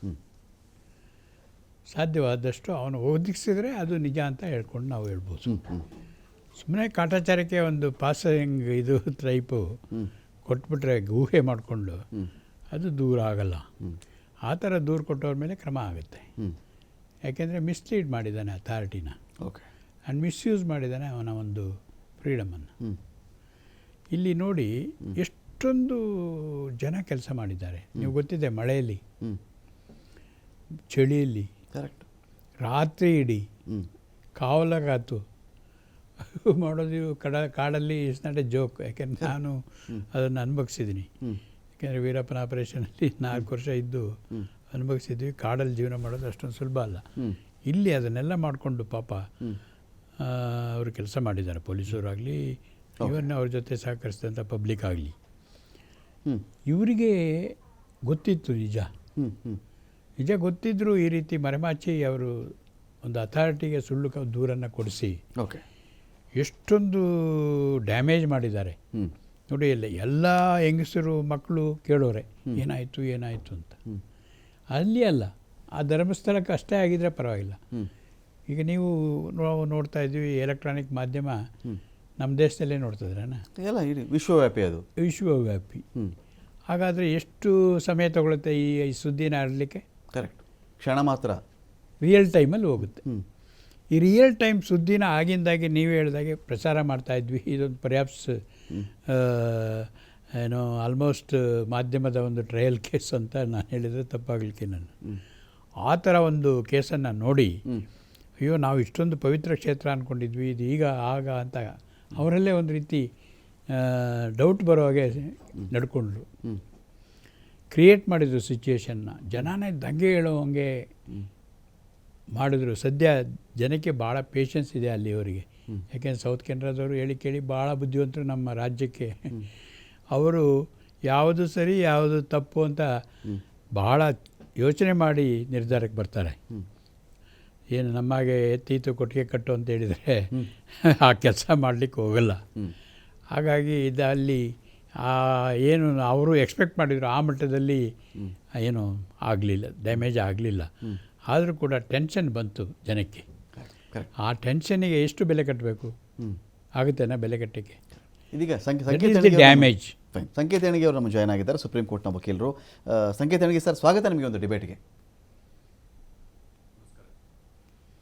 ಫೈನ್ ಸರ್, ನನ್ನ ಪ್ರಶ್ನೆ ಇಲ್ಲಿ ಈಗ ಒಂದು ಕಡೆ ಒಂದು ಕೂಗು ಕೇಳಿ ಬರ್ತಾ ಇದೆ. ಏನಂದರೆ ಈ ಥರದ್ದೆಲ್ಲ ಪ್ರಚಾರ ಮಾಡಿದ್ರು, ಅಪಪ್ರಚಾರ ಮಾಡಿದ್ರು, ಆರೋಪ ಮಾಡಿದ್ರು, ಅಂಥವರ ಮಾತೆಲ್ಲ ಕೇಳಿ ಆಯಿತು, ಚಿನ್ನಯ್ಯ ಹೇಳ್ದಂಗೆಲ್ಲ ಆಗಿದ್ರು, ತನಿಖೆ ಮಾಡಿದ್ರು, ಅದು ಇದು ಅಂತ ಹೇಳಿ ಇಲ್ಲೊಂದು ಪಾಯಿಂಟ್ಗೆ ಏನು ಬರ್ತಿದೆ ಅಂತ ಹೇಳಿದ್ರೆ, ಈಗ ಏನೂ ಸಿಕ್ಕಲಿಲ್ಲ, ಏನೂ ಸಿಗಲೇ ಇಲ್ಲ ಅಲ್ಲಿ. ಈಗ ಈ ಥರ ಪ್ರಚಾರ ಮಾಡಿದ್ರು, ಅಪಪ್ರಚಾರ ಮಾಡಿದ್ರು, ಮಾನಹಾನಿ ಮಾಡಿದ್ರು, ಅವ್ರುಗಳನ್ನ SIT ಯಾಕೆ ಅರೆಸ್ಟ್ ಮಾಡ್ತಾ ಇಲ್ಲ, ಯಾಕೆ ಅವ್ರನ್ನ ವಿಚಾರಣೆ ಮಾಡ್ತಾ ಇಲ್ಲ, ಯಾಕೆ ಕಂಬಿಗಳ ಹಿಂದೆ ಅವ್ರನ್ನ ಕೂರಿಸ್ತಾ ಇಲ್ಲ ಅಂತ ಒಂದು ವಾದ ಎದ್ದಿದೆ. ಈ ಕಂಬಿಗಳ ಹಿಂದೆ ಕೂರಿಸೋ ವಿಚಾರ ಅಥವಾ ಮಾನಹಾನಿ ವಿಚಾರ SIT ಪೂರ್ತಿ ತನಿಖೆ ಆದಮೇಲೆ ಬರುವಂಥ ವಿಚಾರನ ಮಿಡ್ಲ್ ಆಫ್ ಇನ್ವೆಸ್ಟಿಗೇಷನ್ ಅಂತ ಭಾವಿಸಬಹುದಾ, ಅಥವಾ ಪೂರ್ತಿ ವರದಿ ಕೊಡಲಿಕ್ಕಿಂತ ಮುಂಚೆನೇ ಅದನ್ನು ರೈಸ್ ಮಾಡಬಹುದಾ ಅಂತ? ನೋಡಿ, ತಾವು ಒಳ್ಳೆ ಪ್ರಶ್ನೆ ಕೇಳಿದ್ರಿ. ಕೆಲವು ಜನ ಈಗ ಮಾತನಾಡ್ತಾ ಇದ್ದಾರೆ ಸಮಾಜದಲ್ಲಿ ಅಥವಾ ಮಾಧ್ಯಮಗಳ ಮುಂದೆ ಈ ತನಿಖೆ ಮಾಡಬಾರ್ದಾಗಿತ್ತು ಅಥವಾ ತನಿಖೆ ಪ್ರಕ್ರಿಯೆನೇ ಮುಂದುವರಿಬಾರ್ದಾಗಿತ್ತು ಅಂತ ಈ ತರ ಎಲ್ಲ ಮಾತುಕತೆ ನಡೀತಾ ಇದ್ದಾವೆ. ಪ್ರಶ್ನೆ ಏನಂದ್ರೆ, ಒಂದ್ಸರಿಗೆ ಸರಿನೋ ತಪ್ಪೋ, ಸುಳ್ಳೋ ನಿಜವೋ, ಒಂದು ಕಾಗ್ನಿಸಬಲ್ ಅಫೆನ್ಸ್ ಬಗ್ಗೆ ಯಾರಾದ್ರೂ ಮಾಹಿತಿ ಕೊಟ್ಟಾಗ the first duty of the investigation officer or the police station is to register the FIR. ಇದು ಮೊದಲೇ. ಒಂದ್ಸಲ FIR ರಿಜಿಸ್ಟರ್ ಮಾಡಿದ ನಂತರ ಹಂಗೆ ಬಿಡಕ್ ಬರಲ್ಲ, ಅದನ್ನ ತನಿಖೆ ಮಾಡಲೇಬೇಕಾಗತ್ತೆ. ಇದು ಎರಡನೇ ವಿಚಾರ.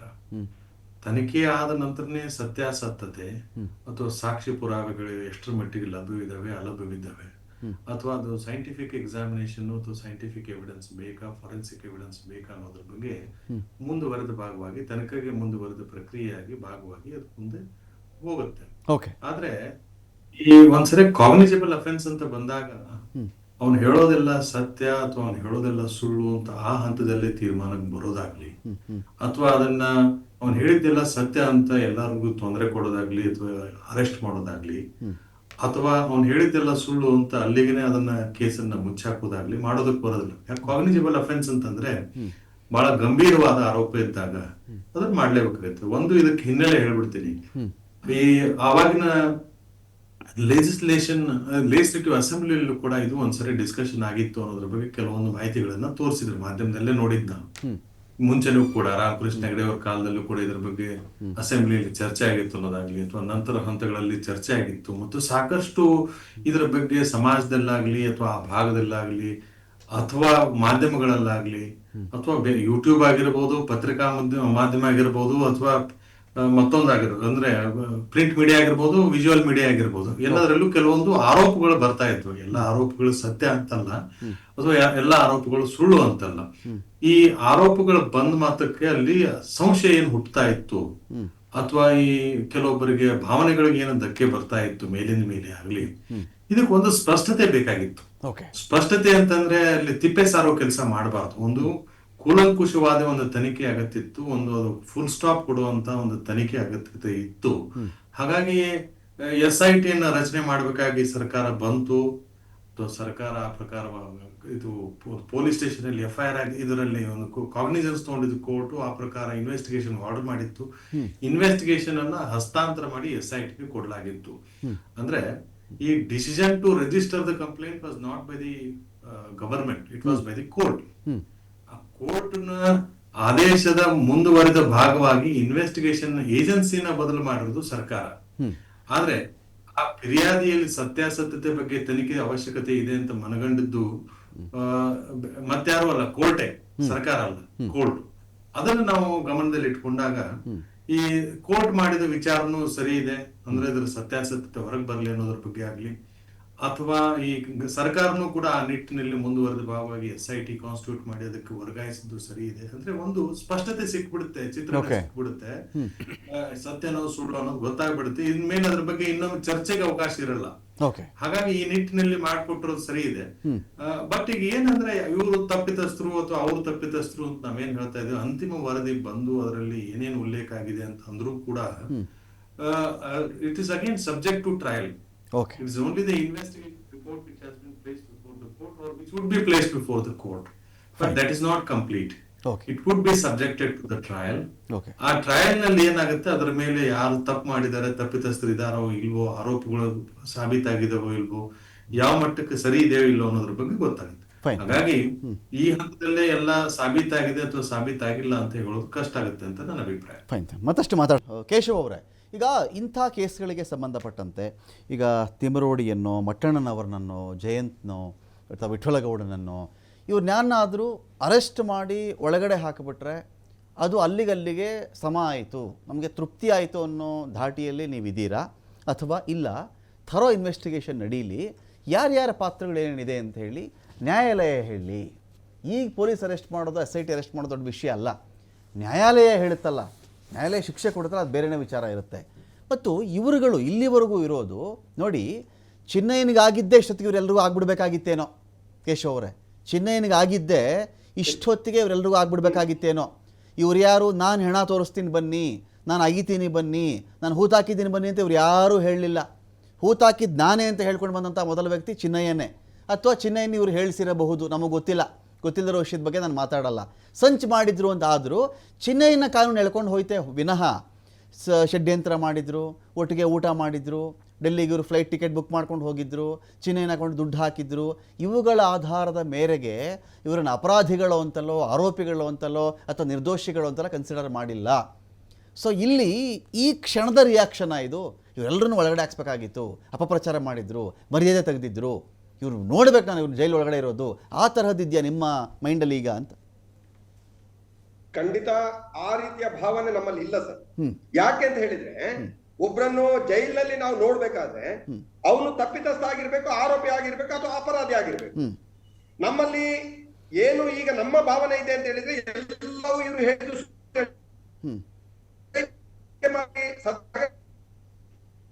ಈಗ ಏನು ಇಂಟ್ರಿಮ್ ರಿಪೋರ್ಟ್ ಫೈಲ್ ಮಾಡಿದಾರೋ ಇದರಲ್ಲಿ ಏನಿದೆ ಅಂತ ಹೇಳುವಂಥದ್ದು ನಮಗೆ ಯಾರಿಗೂ ಗೊತ್ತಿಲ್ಲ, ನಾವು ಮಾತಾಡ್ಲಿಕ್ಕೂ ಆಗುದಿಲ್ಲ. ಅದು ತನಿಖೆ ಆದ ನಂತರ ಗೊತ್ತಾಗ್ಬೇಕು ಅಂತ ಹೇಳುವಂಥದ್ದು ಸತ್ಯ. ಟ್ರಯಲ್ ಆದ್ಮೇಲೆ ಎಲ್ಲವೂ ಗೊತ್ತಾಗ್ಬೇಕು ಅಂತ ಹೇಳುವಂಥದ್ದು ಸತ್ಯ. ಟ್ರಯಲ್ ಆದ ಮೇಲೆ ಅಲ್ಲಿ ಲೂಪ್ ಹೋಲ್ಸ್ ಏನಿದೆ, ಅದಕ್ಕೆ ಬೇಕಾದಾಗ ಏನ್ ಮಾಡಿದ್ದಾರೆ ಅಂತ ಹೇಳುವಂಥದ್ದನ್ನು ಕೋರ್ಟ್ ಗಮನಿಸ್ತದೆ. ಅಲ್ಲಿ ನನಗೆ ಗೊತ್ತಿಲ್ಲದೆ ನಾನು ತಪ್ಪು ಮಾಡಿದೆ ಅಂತ ಹೇಳಿ ಈ ನೆಲದಲ್ಲಿ ಒಬ್ಬ ತಪ್ಪಿಸಿಕೊಳ್ಳಲು ಸಾಧ್ಯ ಇಲ್ಲ, ಕಾನೂನಿನಿಂದ ಅವನು ತಪ್ಪಿಸಿಕೊಳ್ಳಲಿಕ್ಕೂ ಸಾಧ್ಯ ಇಲ್ಲ. ಅಥವಾ ನಾನು ಹಾಗೆ ಮಾಡಬಾರ್ದಿತ್ತು, ನನಗೆ ಹೀಗೆ ಆಗ್ಬಾರ್ದಿತ್ತು ಅಂತ ಹೇಳುವಂಥದ್ದು ಕೂಡ ಸರಿಯಲ್ಲ, ಅದು ಕೂಡ ನಮ್ಮ ಕಾನೂನಲ್ಲಿ ಅವಕಾಶ ಇಲ್ಲ. ಹಾಗಂತೇಳಿ 99 ಆರೋಪಿಗಳು ತಪ್ಪಿಸಿಕೊಂಡು ಪರವಾಗಿಲ್ಲ, ಒಬ್ಬ ನಿರಪರಾಧಿಗೆ ಶಿಕ್ಷೆ ಆಗ್ಬಾರ್ದು ಅಂತ ಹೇಳುವಂತ ನಮ್ಮ ಕಾನೂನು. ಆ ದೃಷ್ಟಿಯಲ್ಲಿ ನಾವು ನೋಡ್ತಾ ಹೋದ್ರೆ ಅವನು ಜೈಲಲ್ಲಿ ಇದ್ದ ಕೂಡಲೇ ನಾವು ಸಂತೋಷ ಪಡುವವರಲ್ಲ. ಆದ್ರೆ ನಾವು ಏನು ಹೇಳ್ತೇವೆ ಅಂತ ಹೇಳಿದ್ರೆ, ಅನವಶ್ಯಕವಾಗಿ ಒಬ್ಬರನ್ನು ಎಳ್ದು ತಂದು ಒಬ್ಬರ ಮಾನಹರಣ ಮಾಡಿ ಒಂದು ವ್ಯಕ್ತಿಯನ್ನು ಎಷ್ಟು ಹೀನಾಯವಾಗಿ ಬಯಲಿಕ್ಕೆ ಸಾಧ್ಯ ಇದೆಯೋ ಅಷ್ಟು ಬಯಲು ಎಲ್ಲ ಮಾಡಿದ ಮೇಲೆ ಮಾನನಷ್ಟ ಮೊಕದ್ದಮೆ ಇದೆ ಅಥವಾ ಕ್ರಿಮಿನಲ್ ಡಿಫಾಮೇಶನ್ ಇದೆ, ಅದೆಲ್ಲ ಬೇರೆ ವಿಷಯ. ಅದು ಕೋರ್ಟ್ನಲ್ಲಿ ಖಂಡಿತವಾಗಿಯೂ ನ್ಯಾಯಾಲಯ ಅದು ತೀರ್ಮಾನ ಕೊಡ್ತದೆ. ಆದ್ರೆ ನಾವು ವಿಘ್ನ ಸಂತೋಷಗಳಂತೂ ಖಂಡಿತ ಅಲ್ಲ. ಅವನನ್ನು ಜೈಲಲ್ಲೇ ಕೂತ್ಕೊಳ್ಬೇಕು. ಏನು ಚಿನ್ನಯ್ಯ 3 ತಿಂಗಳು ಇದ್ರು ಅಂತ ಹೇಳಿ ನಾವು ಬೇಸರ ಪಟ್ಟವರಲ್ಲ. ಯಾಕಂತ ಹೇಳಿದ್ರೆ ಚಿನ್ನಯ್ಯ ಜೈಲಿನಲ್ಲಿ ಇದ್ದದ್ದನ್ನು ನಾವು ಕಂಡು ಅವನು ಪಾಪ ಹೀಗಾಗ್ಬಾರ್ದಿತ್ತು, ಅವನೊಬ್ಬ ಏನು ಇನ್ನೋಸೆಂಟ್ ಪರ್ಸನ್ ಬಂದು ಇಲ್ಲಿ ಈ ರೀತಿ ಮಾಡಿದಲ್ಲ, ಅವನನ್ನು ಬಲಿಪಶು ಮಾಡಿದ್ರಲ್ಲ, ಅವರು ಶಿಕ್ಷೆ ಆಗ್ಬೇಕು ಅಂತ ಹೇಳಿ ಭಾವಿಸಿದವರು ನಾವು. ಹಾಗಾಗಿ ಯಾವತ್ತೂ ನಾವು ಓಕೆ. ಈಗ ಫೈನ್, ನಾನು ಮಾತಾಡ್ತೀನಿ ಕೇಶವ್ ಅವರೇ, ಮಾತಾಡ್ತೀನಿ ನಾನು ನಿಮ್ಮನ್ನು. ಈಗ ನಾಗರಾಜ್ ಸರ್, ಈಗ ಬೆಂಗಳೂರಿನ ತೇಜಸ್ ಗೌಡ, ಉಜಿರೆ ನಿವಾಸಿ ಭಾಸ್ಕರ್ ಬಡೆಕೊಟ್ಟು, ಧರ್ಮಸ್ಥಳ ನಿವಾಸಿ ಸುರೇಂದ್ರ ಪ್ರಭು, ಧನಕೀರ್ತಿ ಒಂದು ಅರ್ಜಿಯನ್ನು ಹಾಕ್ಕೊಳ್ತಾರೆ. ಇಡೀ ಟೀಮ್ ಇದೆಯಲ್ಲ, ಅದ್ರ ಬಗ್ಗೆ ಒಂದು ತನಿಖೆ ಆಗಬೇಕು ಅಂತ ಹೇಳಿ. ಇದನ್ನು ಯಾವ ಆ್ಯಂಗಲಲ್ಲಿ ಯೋಚನೆ ಮಾಡಬೇಕಾಗುತ್ತೆ SIT? ಸೇಮು ಈಗ ಇದು ಹೆಣ ಹೊತ್ತುಬಿಟ್ಟಿದ್ದೀನಿ, ಇಂಥವ್ರ ಕಾರಣ ನನಗೆ ಗೊತ್ತು, ನನಗೆಲ್ಲ ಗೈಡ್ ಮಾಡ್ತಾಯಿದ್ರು, ಇನ್ಸ್ಟ್ರಕ್ಷನ್ಸ್ ಬರ್ತಾಯಿತ್ತು, ಹೆಣ ಹೆಗಲ ಮೇಲೆ ಹಾಕೊಂಡು ಬಂದುಬಿಡ್ತಿದ್ದೆ ಅಂತೆಲ್ಲ ಚಿನ್ನಯ್ಯ ಹೇಳಿದಾಗ ಅವರು ನಂಬುವುದಾದರೆ, ಆ ತನಿಖೆ ಮಾಡುವುದಾದರೆ, ಇವರುಗಳ ವಿಚಾರಣೆ ಹೇಗೆ? ನಿಮಗೆ ಈ ಟೀಮ್ ಮೇಲೆ ಸಂಶಯ ಇದೆ ಸ್ವಾಮಿ, ಮಾನ ಮರ್ಯಾದೆ ಕಳೆದ್ರು ಕ್ಷೇತ್ರದ್ದು, ಈ ಭಾಗದ್ದು ಅಂತ ಬಂದಾಗ ಏನು ಪ್ರೊಸೀಡ್ ಆಗಿಲ್ಲ ಅಂತನಾ ಇದು ಇಲ್ಲಿವರೆಗೂ ಸೋಫಾ? ಹಾಗಲ್ಲ, ಯಾರು ಬೇಕಾದ್ರೂ ಸುದ್ದಿ ಕೊಡ್ಬೋದು. ಈ ಒಂದು SIT ಮಾಡಿದ ಉದ್ದೇಶನೇ ಅದು. ಅದು ಇದೇ ರೀತಿ ನಡಿಬೇಕಂತೇನಿಲ್ಲ. ಅದು ಅಲ್ಟಿಮೇಟಾಗಿ SIT based on the merits. Okay. ಆ ಇನ್ಪುಟ್ಸಲ್ಲಿ ಯಾರು ಬೇಕಾದ್ರೂ ಕೊಡ್ಬೋದು, ಯಾವ ರೀತಿ ಬೇಕಾದ್ರೂ ಕೊಡ್ಬೋದು, ಅದು ಅವರ ಸ್ವಾತಂತ್ರ್ಯ. ಆದರೆ ಕೊಟ್ಟವನು ಆ ವಿಷಯವನ್ನು ಸಾಬೀತು ಮಾಡಬೇಕು. ಇವರೆಲ್ಲ ಹಿಂಗೆ ಷಡ್ಯಂತ್ರ ಮಾಡಿ ಜವಾಬ್ದಾರಿ. ಹೌದು, ನಾನು ಏನು ದೂರು ಕೊಟ್ಟಿರ್ತಾನೋ ದೂರಿನ ಅಂಶಗಳನ್ನು ರುಜುವಾತು ಮಾಡಬೇಕು ಫಸ್ಟು, ಅಂತ ಪ್ರೈಮಾ ಫೇಸಿಯ ಎಸ್ಟಾಬ್ಲಿಷ್ ಮಾಡಬೇಕು. ಸುಮ್ಮನೆ ಒಂದು ಚೀಟಿ ಬರೆದು ಹಾಕೋದಲ್ಲ. ದೂರಿಗೆ ಮಹತ್ವ ಇದೆ. ಯಾಕೆಂದರೆ you are setting law into motion. ಆ ಕಾನೂನನ್ನು ಕೆಲಸ ಮಾಡುವಾಗ ವ್ಯವಸ್ಥೆ. ನಾಗರಾಜ್ ಸರ್, ಚಿನ್ನಯ್ಯ ಒಂದು ಬುರುಡೆ 2 ಮೂಳೆ ಹಿಡ್ಕೊಂಡು ಬಂದ್ಬಿಟ್ಟು ಬ್ಯಾಗಲ್ಲಿ ನಾನು ಓದ್ತಿದ್ದೆ ಅಂತ ಹೇಳಿಬಿಟ್ರೆ ಅದು ಮಹತ್ವ. ಅದು ನಾವು ನಂಬೇಕು, ಇಟಾಚಿ ತರಿಸ್ಬಿಡ್ತೀವಿ, ಲಕ್ಷಗಟ್ಟಲೆ ಖರ್ಚು ಮಾಡಿಬಿಡ್ತೀವಿ. ಆಗಲ್ಲ, ಮೂಳೆ ಅಲ್ಲ ತಂದಿದ್ದವನು, ತಲೆಬುರುಡೆ. ತಲೆಬುರುಡೆ 2 ಮೂಳೆ. ತಲೆಬುರುಡೆ is part of human being ಅಲ್ವಾ, ಒಂದು ಲೈಫಿನ ಒಂದು ಜೀವದ ಒಂದು ಅಂಗ. ಯಾವುದೋ ಸ್ಮಶಾನದಲ್ಲಿ ಯಾವುದೋ ಸ್ಮಶಾನ ಬುರುಡೆ ತಂದುಬಿಟ್ರೆ ಓಕೆನಾ? ಅದನ್ನು ಸತ್ಯಾಸತ್ಯತೆನ ಪರಾಮರ್ಶಿಸಿ ನೋಡಬೇಕಲ್ವಾ, ಅದೇ investigation. But on the face of it on the base of it ಈ ಅಡ್ಮಿಟ್ಸ್ ಎಲ್ಲಿ ಬಿಫೋರ್ ದಿ ಕೋರ್ಟಿನ ಸ್ಟೇಟ್ಮೆಂಟ್ ಆಧಾರದ ಮೇಲೆ ಅವರು FIR ಮಾಡಿ ಅದನ್ನು ತನಿಖೆಗೆ ರವಾನಿಸಿದರು. ಆ ರವಾನಿಸಿದ ತನಿಖೆ ಮುಂದುವರೆದು SITಗೆ ಹೋಯಿತು. ಹಾಗಾದರೆ ಬೇಸಿಕ್ ಎಪಿಸೆಂಟರ್ ಆಫ್ ದಿ ಇದು ತಲೆಬುರುಡೆ. ಓಕೆ, ಅಲ್ಲಿಂದ ಶುರುವಾಗಿದ್ದು ಈ ಸ್ಟೋರಿ. ಓಕೆ, ಅಲ್ಲಿಂದ ನಂಬಬೇಕಾಯಿತು. ಪ್ರೈಮಾ ಫೇಸಿಯ ಅವನು ಒಂದು ಸಾಕ್ಷ್ಯ ತತ್ತಾನೆ, ಮೆಟೀರಿಯಲ್ ಎವಿಡೆನ್ಸ್ ಅದು. ಓಕೆ, ಅದು ಸತ್ಯವೋ ಸುಳ್ಳು ಅನ್ನೋದನ್ನ ಪರಾಮರ್ಶಿಸಿ ನೋಡಬೇಕಾದ್ರೆ ಕೇಸ್ ರಿಜಿಸ್ಟರ್ ಮಾಡಿಕೊಂಡ್ರು, ತನಿಖೆ ಮಾಡಿದರು. ಮಾಡುವಾಗ ಒಂದಲ್ಲ 106 ಮಾಡಿದ್ವಿ ಈ ಥರದ್ದು ಅಂತ ಹೇಳಿದ್ದಾರೆ. 106 ಅಂದರೆ ಎಲ್ಲಿ ಮಾಡಿದ್ರಿ, ಎಲ್ಲೆಲ್ಲಿ ಓತಾಕಿದ್ರಿ ಅಂತ. ಹಾಗಾದ್ರೆ ಅದನ್ನು ಬಿಡಕ್ಕೆ ಬರಲ್ಲ. ಈ ತಲೆಬುರುಡೆ ಎಲ್ಲಿದು, ಅಲ್ಲಿಂದ ಶುರುವಾಯಿತು. ಇಂಥ ಕಡೆನೇ ನಾವು ತಗೊಂಡ್ವಿ ಅಂತ. ಸಂಖ್ಯೆ ಸರ್, ಈ ಪ್ರಶ್ನೆ ಏನು ಬರುತ್ತೆ ಅಂತ ಹೇಳಿದ್ರೆ, ಯಾರ ದೂರು ಕೊಡಲಿ, ಈ ತಂಡ ತಿಮರೋಡಿ ಮೇಲೆ ಕೊಡ್ತಾರೋ, ಮಟ್ಟಣ್ಣನವರ ಮೇಲೆ ಕೊಡ್ತಾರೋ, ಜಯಂತ್ ಮೇಲೆ ಕೊಡ್ತಾರೋ, ಇನ್ಯಾರೋ ಸಮೀರ್ ಮೇಲೆ ಕೊಡ್ತಾರೋ, ಬೇರೆ ವಿಚಾರ. ಈಗ ಯಾರು ದೂರು ಕೊಡ್ತಾರೋ ವೇಗಾಗಿ ಇವ್ರ ಮೇಲೆ ಅನುಮಾನ ಇದೆ, ಇವ್ರು ಷಡ್ಯಂತ್ರ ಮಾಡಿದ್ದಾರೆ, ಅಪಪ್ರಚಾರ ಮಾಡಿದ್ರು ಅಂತ ಒಂದು ಆರೋಪ ಬರುತ್ತೆ. ಇದೇ ಮಟ್ಟಣ್ಣನ ಮಾತಾಡಿಸಿದಾಗ, ಬೇರೆಯವ್ರನ್ನ ಮಾತಾಡಿಸಿದಾಗ, ನೋಡಿ ಸ್ವಾಮಿ ನಮ್ಮ ಬಳಿ ಇಂಥ ಸಾಕ್ಷಿ ಇದೆ ಅಂತನೋ ಏನೋ ಒಂದು ಅಷ್ಟು ಹೇಳ್ತಾರೆ ಅವರು. ಇವ್ರು ಕಾಣೆ ಆದರು, ಅವ್ರು ಕಾಣೆ ಆಗಿದ್ದರು, ನಾನು RTL ತೊಗೊಂಡಿದ್ದೀನಿ, ಈ ಸ್ಟೇಷನ್ ಕೊಡ್ತಿರ್ತಕ್ಕಂಥ ದಾಖಲೆ ಇದು, ಇವ್ರು ನಾಪತ್ತೆ ಆಗೋರ್ನ ಯಾಕೆ ಹುಡುಕ್ಲೇ ಇಲ್ಲ ಇವರು, ಬೇಗ ಆತುರವಾಗಿ ಯಾರನ್ನೋ ಪೋಸ್ಟ್ ಮಾರ್ಟಮ್ ಮಾಡಿಬಿಟ್ರು, ಯಾರನ್ನೋ ಇವರು ದಫನ್ ಮಾಡಿಬಿಟ್ರು, ಇದೆಲ್ಲ ವಿಚಾರ ಬರುತ್ತಲ್ಲ. ಇಂಥವ್ರ ಬಗ್ಗೆ ಇದು ಷಡ್ಯಂತ್ರ ಇಲ್ಲಿ ಮಾಡಿದ್ದಾರೆ ಇವರು ಅಂತ ಹೇಳಬೇಕಾದ್ರೆ ನಮ್ದೇನು ಷಡ್ಯಂತ್ರ ಇದೆ, ಪೊಲೀಸ್ ರೆಕಾರ್ಡ್ಸ್ನ ಆಚೆ ಬಂದು ಮಾತಾಡ್ಬಿಟ್ರೆ ಅದು ನಮ್ಮ ಷಡ್ಯಂತ್ರನ, ಪೋಸ್ಟ್ ಮಾರ್ಟಮ್ ಬಗ್ಗೆ ಮಾತಾಡ್ಬಿಟ್ರೆ ಷಡ್ಯಂತ್ರನ ಅಂತ ಆ ಟೀಮ್ ಮಾತಾಡುತ್ತೆ. ಸೊ ಈ ದೂರು ಕೊಟ್ಟವರು ಏನು ಕೊಡಬೇಕಾಗಿತ್ತು SITಗೆ, ಷಡ್ಯಂತ್ರನೇ ಆಗಿದೆ ಅಂತ ಹೇಳಬೇಕಾದ್ರೆ ಅಂತ. ನೋಡಿ, ಬರೀ ದೂರು ಕೊಟ್ಟಿದ್ದಾರೆ ಅಂದ್ ಮಾತ್ರಕ್ಕೆ ಸಾಲದು. ನಾಗರಾಜ್ ಅವ್ರು ಹೇಳಿದ ಹಾಗೆ ತನಿಖೆಗೆ ಸಂಬಂಧಪಟ್ಟಂತ ವಿಚಾರ ಅಂದ್ರೆ ಕಾಗ್ನಿಜಬಲ್ ಅಫೆನ್ಸ್ ಮೇಡೌಟ್ ಆಗೋ ತರ ಕಂಪ್ಲೇಂಟ್ ಇರಬೇಕು, ಇದು ಒಂದು. ಅದ್ರ ಅಲ್ದೇನೆ ಅದಕ್ಕೆ ಸಂಬಂಧಪಟ್ಟಂತ ವಿಚಾರಗಳ ಬಗ್ಗೆ ಅದರಲ್ಲಿ ಪ್ರಸ್ತಾಪ ಆಗಿರ್ಬೇಕು, ಅಫೆನ್ಸ್ ಬಗ್ಗೆ. ಅವಾಗ ಮಾತ್ರ ಮ್ಯಾಜಿಸ್ಟ್ರೇಟ್ ಅದನ್ನ ಕಾಗ್ನಿಜೆನ್ಸ್ ತೊಳೋದಾಗ್ಲಿ ಅಥವಾ ಇನ್ವೆಸ್ಟಿಗೇಷನ್ ಕೊಡೋದಾಗ್ಲಿ ವಿಚಾರ ಮಾಡ್ತಾರೆ. ಈಗ ಮ್ಯಾಜಿಸ್ಟ್ರೇಟ್ ಅವರು ಆರ್ಡರ್ ಮಾಡಿರೋದು ತಪ್ಪಿದೆ ಅಥವಾ ಅದರಲ್ಲಿ ದೂರ್ನಲ್ಲಿ ಅಂತದ್ದು ಏನು ಇರ್ಲಿಲ್ಲ, ಕಾಗ್ನಿಜೆನ್ಸ್ ತೊಗೊಳ್ಳುವಂತ ವಿಚಾರ ಇರ್ಲಿಲ್ಲ, ಅಥವಾ ತನಿಖೆಗೆ ಆದೇಶ ಮಾಡುವಂತ ಸಂಗತಿನೇ ಇರ್ಲಿಲ್ಲ ಅಂತ ಯಾರು ವಾದ ಇಲ್ಲ ಇಲ್ಲಿ. ಅದನ್ನೇನು ಮ್ಯಾಜಿಸ್ಟ್ರೇಟ್ ಆರ್ಡರ್ನ ಯಾರು ಚಾಲೆಂಜ್ ಮಾಡಿಲ್ಲ ನನಗನ್ಸಿದ ಮಟ್ಟಿಗೆ. ಇದು ಒಂದು. But taking of cognizance in respect of others ಅಂತ ಏನಿದೆ ಅದನ್ನ ಮಾತ್ರ ಇದರಲ್ಲಿ ಪ್ರಶ್ನಿಸಿದ್ದಾರೆ. ಅದು ತಿಮರೋಡಿ ಅವರಾಗಿರ್ಬೋದು ಅಥವಾ ಈ ಮಹೇಶ್ ಇನ್ನೊಬ್ರು ಇದಾರಲ್ಲ ಮಟ್ಟಣ್ಣವರು, ಅವರೆಲ್ಲ ಚಾಲೆಂಜ್ ಮಾಡಿದಾರೆ ಅಂತ ಕೇಳಿದ್ದೇನೆ. ಬಟ್ ಈಗ ಪ್ರಶ್ನೆ ಬಂದಿರೋದು, ಮ್ಯಾಜಿಸ್ಟ್ರೇಟ್ ಆರ್ಡರ್ ಮೇಲೆ ಈಗ ತನಿಖೆ ಏನಾಗ್ತಾ ಇದೆ ಅಲ್ಲ, ಆ ತನಿಖೆ ಹಂತದಲ್ಲಿ ಅವ್ರು ಕೊಟ್ಟು ಬರೀ ಕಂಪ್ಲೇಂಟ್ ಅದ ಸತ್ಯಾಸತ್ಯತೆ ಬಗ್ಗೆ, ಬರೀ ಅದ್ರ ವಿಚಾರಗಳ ಬಗ್ಗೆ ಮಾತ್ರ ತನಿಖೆ ಆಗಲ್ಲ. ಹೆಚ್ಚುವರಿಯಾಗಿ ಅವ್ರಿಗೆ ತನಿಖೆಗೆ ಒಳಪಡಿಸಿದಾಗ ಫಿರ್ಯಾದಿದಾರನ್ನ ಸಾಕಷ್ಟು ಮಾಹಿತಿಗಳನ್ನು ಕೊಡಲಾಗ್ತದೆ ಅಥವಾ ಕಲೆ ಹಾಕಲಾಗ್ತದೆ. ಅವು ಎಲ್ಲದರ ಆಧಾರದ ಮೇಲೆ ತನಿಖೆ ಆಗ್ಲಾಗ್ತದೆ. ಇದು ಅವ್ರು ಹೇಳಿದ್ದೆಲ್ಲ ಸತ್ಯಾಸತ್ಯತೆಯಿಂದ ಕೂಡಿದೆ ಅಥವಾ ಕಂಪ್ಲೇಂಟ್ ನಲ್ಲಿ ಇರೋದಿಲ್ಲ ಆ ತರ ಘಟನೆ ಆಗಿದೆ ಅಂತ ಅಂದ್ ಮಾತ್ರಕ್ಕೆ ಆಗಿದೆ ಅಂತ ತಿಳ್ಕೊಳ್ಳೋದಾಗಲ್ಲ, ಆ ತರ ಇಲ್ಲ. ಇನ್ನೊಂದು ಪ್ರಶ್ನೆ ಆಡ್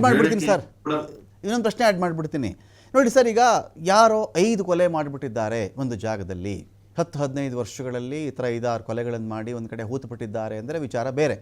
ಇಲ್ಲಿ ಕ್ಷೇತ್ರದ ಹೆಸರಿಗೆ ಮಸಿ ಬಳಿಯುವ, ಒಬ್ಬ ವ್ಯಕ್ತಿಯನ್ನು ಗುರಿ ಮಾಡಿರುವ, ಅಪಪ್ರಚಾರ ಮಾಡುವ, ವದಂತಿಗಳನ್ನು ಹಬ್ಬಿಸುವ, ಷಡ್ಯಂತ್ರ ರೂಪಿಸಿರುವ, ಬರೀ ಕೊಲೆಗಳು, ಬರೀ ಹಣ ಹೂತುಬಿಟ್ರು, ಯಾವುದೋ ಒಂದು ಜಾಗ ನದಿ ತೀರುವಂತೆ ಅಷ್ಟೇ ಅಲ್ಲ. ಇಲ್ಲಿ ಇದನ್ನು ಟಾರ್ಗೆಟ್ ಮಾಡಿಕೊಂಡೆ ಇಂಥದ್ದನ್ನು ವ್ಯವಸ್ಥಿತವಾಗಿ ಮಾಡಿದ್ರು ಅಂದಾಗ ಅದೊಂದು ಮಾನಹಾನಿ, ತೇಜೋವಧೆ, ದುರುದ್ದೇಶ, ಇದ್ಯಾವುದು ಬರೋದಿಲ್ವ ಸರ್ ಕೇಸ್ನ ವ್ಯಾಪ್ತಿಗಿಲ್ಲಿ? ನೋಡಿ, ಅವರು ಒಂದು ಘಟನೆಗೆ ಸುತ್ತುವರೆದು ಒಂದು ಫಿರ್ಯಾದಿಯನ್ನು ಕೊಟ್ಟಿರುವಂತದ್ದು. ಆ ಘಟನೆ ಆ ಊರಲ್ಲಿ ಆಗಿರಬಹುದು, ಆಗದೆ ಇರಬಹುದು, ಇದು ಒಂದು. ಆ ಊರಿಗೆ ಮಸಿ ಬೆಳಲು ಏನಾದ್ರು ಪ್ರಯತ್ನ ಮಾಡಿದ್ರು ಅಂತ ತಿಳ್ಕೊಳ್ಳ, ಊರಿನ ಘನತೆಗೆ ಅಥವಾ ದೇವಸ್ಥಾನಕ್ಕೆ, ದೇವಸ್ಥಾನದ ಬಗ್ಗೆ ಉಲ್ಲೇಖ ಮಾಡಿ, ಅಥವಾ ದೇವಸ್ಥಾನದ ಅದರಲ್ಲಿ ಪಾತ್ರ ಇದೆ ಅನ್ನೋದಾಗ್ಲಿ, ಅಥವಾ ದೇವಸ್ಥಾನದ ಧರ್ಮಾಧಿಕಾರಿಗಳದ ಏನಾದ್ರು ಪಾತ್ರ ಇದೆ ಅಂತ ಏನಾದ್ರು ಹೇಳಿತ್ತು ಅಂತಂದ್ರೆ, ಅದು ಸತ್ಯದಿಂದ ಕೂಡಿತ್ತು ಅಂತಂದ್ರೆ, ಸತ್ಯದಿಂದ ಕೂಡಿರದೇ ಇತ್ತು ಅಂತಂದ್ರೆ ಅವಾಗ ಅದು ನಿಶ್ಚಿತವಾಗಿ ಮಾನಹಾನಿ ಆಗತ್ತೆ. ಈಗ ಈ ಘಟನೆಯಲ್ಲಿ ಅವ್ರಿಗೆ ಫಿರ್ಯಾದಿ ಏನ್ ಕೊಟ್ಟಿರ್ತಾರೆ ಅದು ಒಂದು, ಅದನ್ನ ಮಾತ್ರ ತನಿಖೆಗೆ ಅಳವಡಿಸ್ತಾ ಇರೋದ್ರಿಂದ ಧರ್ಮಾಧಿಕಾರಿಗಳ ಬಗ್ಗೆ ಆಗ್ಲಿ ಅಥವಾ ಧರ್ಮಸ್ಥಳದ ದೇವಸ್ಥಾನದ ಬಗ್ಗೆ ಆಗ್ಲಿ ಯಾವುದೇ ಸ್ಪಷ್ಟ ಆರೋಪಗಳು ಇಲ್ಲದೆ ಇರೋದ್ರಿಂದ ಅದು ದೇವಸ್ಥಾನದ ಮೇಲೆ ಅಥವಾ ಧರ್ಮಾಧಿಕಾರಿಗಳ ಮೇಲೆ ಮಾಡಿರೋ ಆರೋಪ ಅಂತ ನಾವ್ ಯಾರು ಅನ್ಕೋಬಾರ್ದು. ಕೆಲವೊಂದು ಮಾಧ್ಯಮಗಳಲ್ಲಿ ಅವ್ರ ಮೇಲೇನೆ ಆರೋಪ ಮಾಡ್ತಾ ಇದ್ದಾರೆ ನೇರವಾಗಿ. ಅದು ತಪ್ಪು ನನ್ನ ಅಭಿಪ್ರಾಯದಲ್ಲಿ. ಆ ತರ ಇಲ್ಲ. ಅದು ಆ ಘಟನೆಯ ಸುತ್ತ ಆವರಿಸಿರುವಂತ ತನಿಖೆ ಇದು. ಇದು ಕೆಲವೊಬ್ರು ಏನ್ ಹೇಳ್ತಾ ಇದ್ದಾರೆ ಅಂದ್ರೆ ಇದು ಧರ್ಮಾಧಿಕಾರಿಗಳ ವಿರುದ್ಧದ ಷಡ್ಯಂತ್ರದ ತನಿಖೆ ಅಂತ ಹೇಳ್ತಾ ಇದ್ದಾರೆ, ಅಥವಾ ಧರ್ಮಾಧಿಕಾರಿಗಳ ತನಿಖೆ ಆಗ್ತಾ ಇದೆ. ಅದಲ್ಲ, ಧರ್ಮಾಧಿಕಾರಿಗಳಿಗೆ ಇದಕ್ಕೆ ಏನು ಸಂಬಂಧನೇ ಬರೋದಿಲ್ಲ, ಘಟನೆಗೆ ಸಂಬಂಧಪಟ್ಟಂತದ್ದು. ಹಾಗಾಗಿ ಧರ್ಮಾಧಿಕಾರಿಗಳನ್ನ ಅನವಶ್ಯಕವಾಗಿ ಈ ಪ್ರಕರಣಗಳಲ್ಲಿ ತರೋದನ್ನೇ ನನ್ನ ಅಭಿಪ್ರಾಯದಲ್ಲಿ ತಪ್ಪು, ಅಥವಾ ದೇವಸ್ಥಾನವನ್ನ ತರೋದು ತಪ್ಪು, ಅದೇ ರೀತಿ ಧರ್ಮಸ್ಥಳ ಊರು ಹೆಸರನ್ನು ತರೋದು ತಪ್ಪು. ಘಟನೆಗೆ ಮಾತ್ರ ಇವೆಲ್ಲ ಸೀಮಿತ ಆಗಿರ್ಬೇಕು. ಮತ್ತೆ ಮಾಧ್ಯಮದವರಾಗ್ಲಿ ಮತ್ತೊಬ್ಬರಾಗ್ಲಿ ಅವನ್ನೆಲ್ಲ ತರಬಾರ್ದಾಗಿತ್ತು. ತಂದಿದ್ದು ಬಹಳ ಅಕ್ಷಮ್ಯ ಅಪರಾಧ ಅಂತ ನನ್ನ ಅಭಿಪ್ರಾಯ. ಮತ್ತೆ ಅನಾವಶ್ಯಕವಾಗಿ ಸರಿನೋ ತಪ್ಪು ಇದ್ರ ಬಗ್ಗೆ ಸಾಕಷ್ಟು ಚರ್ಚೆಗಳಾಗಿ ಅವ್ರ ಹೆಸರು ಬಂದ್ಬಿಟ್ಟಿದಾವೆ, ಮಾನಹಾನಿ ಅಂತೂ ಆಗ್ಬಿಟ್ಟಿದೆ. ಆದ್ರೆ ಈ ಇವರು ಫಿರ್ಯಾದಿದಲ್ಲಿ ಅದರ ಬಗ್ಗೆ ಉಲ್ಲೇಖ ಮಾಡಿ ಅಥವಾ ಸುಳ್ಳು ಆರೋಪ ಅಂತ ಸಾಬೀತಾದಾಗ ಇವ್ರ ಮೇಲೆ ಕ್ರಮ ಕೈಗೊಳ್ಬಹುದು. ಆದ್ರೆ ಸುಮ್ನೆ ಮಾಧ್ಯಮದಲ್ಲಿ ಬಂದಿದೆ ಅಂತ ಮಾತ್ರಕ್ಕೆ ಅಥವಾ ಇವ್ರ ಫಿರ್ಯಾದಿ ಇಲ್ಲ ಅದ್ರ ಬಗ್ಗೆ ಆರೋಪ ಇಲ್ಲದೆ ಇದ್ರು ಕೂಡ ಮಾನ ನಷ್ಟ ಆಗಿದೆ ಅಂತ ಹೇಳೋದು ತಪ್ಪು. ಆದ್ರೆ ಅನಾವಶ್ಯಕವಾಗಿ ಸಾಕಷ್ಟು ಚರ್ಚೆ ಅಂತೂ ಆಗ್ಬಿಟ್ಟಿದೆ. ಧಕ್ಕೆ ಏನಾಗಬೇಕಾಗಿತ್ತು, ಭಾವನೆಗಳಿಗೆ ಸ್ವಲ್ಪ ಮಟ್ಟಿಗೆ ಧಕ್ಕೆ ಆಗಿದೆ. ಅದನ್ನ ನಾವು ಸರಿಪಡಿಸೋದು ಕಷ್ಟ ಆಗುತ್ತೆ. ಆದ್ರೂ ಕೂಡ ನನ್ನ ಒಂದ್ ಅಭಿಪ್ರಾಯ ಏನಂತಂದ್ರೆ, ಇಷ್ಟೆಲ್ಲಾ ಪರೀಕ್ಷೆ ಆದ ನಂತರನು ಕೂಡ ಸತ್ಯಾಸತ್ಯತೆ ಹೊರಗೆ ಬಂದ್ರೆ ಅದರಲ್ಲಿ ಏನೂ ಆಗಿಲ್ಲ ಅಂತ ಬಂದ್ರೆ, ಈ ನಮ್ಮ home minister on the floor of the house ಒಂದು ಸ್ಟೇಟ್ಮೆಂಟ್ ಮಾಡಿದ್ರು, ಧರ್ಮಸ್ಥಳದ ಬಗ್ಗೆ ಇನ್ನೂ ಹೆಚ್ಚಿನ ನಂಬಿಕೆ ಹುಟ್ಟುತ್ತೆ ಜನಕ್ಕೆ, ಭಾವನೆಗಳಿಗೆ ಇನ್ನೂ ಪುಷ್ಟಿ ನೀಡಿದ ಹಾಗೆ ಆಗುತ್ತೆ ಸತ್ಯಾಸತ್ಯತೆ ಹೊರಗಡೆ ಬಂದ್ರೆ ಅಂತ ಹೇಳಿ. ಆ ರೀತಿ ನಾವು ಸ್ವೀಕಾರ ಮಾಡ್ಬೇಕು. ಆ ರೀತಿ ಸ್ವೀಕಾರ ಮಾಡಿದ್ರೆ ಅದರ ಘನತೆ ಮತ್ತು ಗೌರವ ಮತ್ತು ಭಾವನೆಗಳ ವೈಶಿಷ್ಟ್ಯತೆ ಏನಿದೆ ಅದನ್ನ ಮತ್ತೆ ನಾವು ಎತ್ತಿ ಹಿಡಿದಂಗೆ ಆಗುತ್ತೆ ಅಂತ ನನ್ನ ಅಭಿಪ್ರಾಯ. ಇದೀಗ ಪರಮೇಶ್ವರ್ ಅವ್ರು ಏನ್ ಮಾತಾಡಿದ್ರು on the floor of the house ಕೇಳೋಣ ಒಂದ್ಸಲ. ಪಡಿಸಿರು ಅಂತ ಹೇಳಿ ನಮ್ಮ ಮೇಲೆ 3 ಜನರ ಗಂಭೀರವಾಗಿ ಈ ವಿಚಾರವನ್ನು ತೆಗೆದುಕೊಂಡು ಸದನದಲ್ಲಿ ಬೇರೆ ಬೇರೆ ವ್ಯಾಖ್ಯಾನಗಳನ್ನು ಮಾಡಿಕೊಂಡು ತಮ್ಮ ಉದ್ದೇಶ ಏನಂತ ಗೊತ್ತಾಗಲಿಲ್ಲ ನನಗೆ. ಈ ಇನ್ವೆಸ್ಟಿಗೇಷನ್ನು ಸರಿಯಾಗಿ ಆಗಬೇಕಾ, ಸತ್ಯ ಹೊರಗಡೆ ಬರಬೇಕಾ, ಹಾಗೇ ಇದೆ ಅಂಥೇಳಿ ಯಾರೂ ಹೇಳೋಕ್ಕಾಗೋದಿಲ್ಲ, ಆಗಿಲ್ಲ ಅಂತಲೂ ಯಾರೂ ಹೇಳೋಕ್ಕಾಗೋದಿಲ್ಲ. ಈ ಇನ್ವೆಸ್ಟಿಗೇಷನ್ ಆಚೆ ಬಂದರೆ ಒಂದು ವೇಳೆ ಇಲ್ಲ ಏನೂ ಆಗಿಲ್ಲ ಅಂತ ಅಂದ್ಕೊಳ್ಳೋಣ, ಧರ್ಮಸ್ಥಳದ ಗೌರವ ಮತ್ತೂ ಹೆಚ್ಚುತ್ತಲ್ವ? ಲಕ್ಷಾಂತರ ಕೋಟ್ಯಾಂತರ ಭಕ್ತಾದಿಗಳಿಗೆ ಇರುವಂಥ ನಂಬಿಕೆ ಇನ್ನೂ ಹೆಚ್ಚಾಗ್ತದಲ್ವ? ಆದರೆ ಒಂದು ವೇಳೆ ಆಗಿದೆ ಅಂತಾದರೆ, ಸತ್ಯ ಹೊರಗಡೆ ಬಂತು, ಹೌದಪ್ಪ ಈ ರೀತಿ ಆಗಬಾರ್ದಾಗಿತ್ತು, ಇದು ಆಗಿದೆ, ಯಾರು ಸಂತ್ರಸ್ತರಿದ್ದಾರೆ, ಯಾರಿಗೆ ಆ ಕುಟುಂಬದವರಿಗೆ ನ್ಯಾಯ ಸಿಗ್ತದೆ ಅನ್ನೋದಾದರೂ ಆಗುತ್ತಲ್ವ? ಆದರೆ ಇದಕ್ಕೆ ನಾವು ರಾಜಕೀಯವನ್ನು ಬೆರೆಸೋದಾಗಲಿ,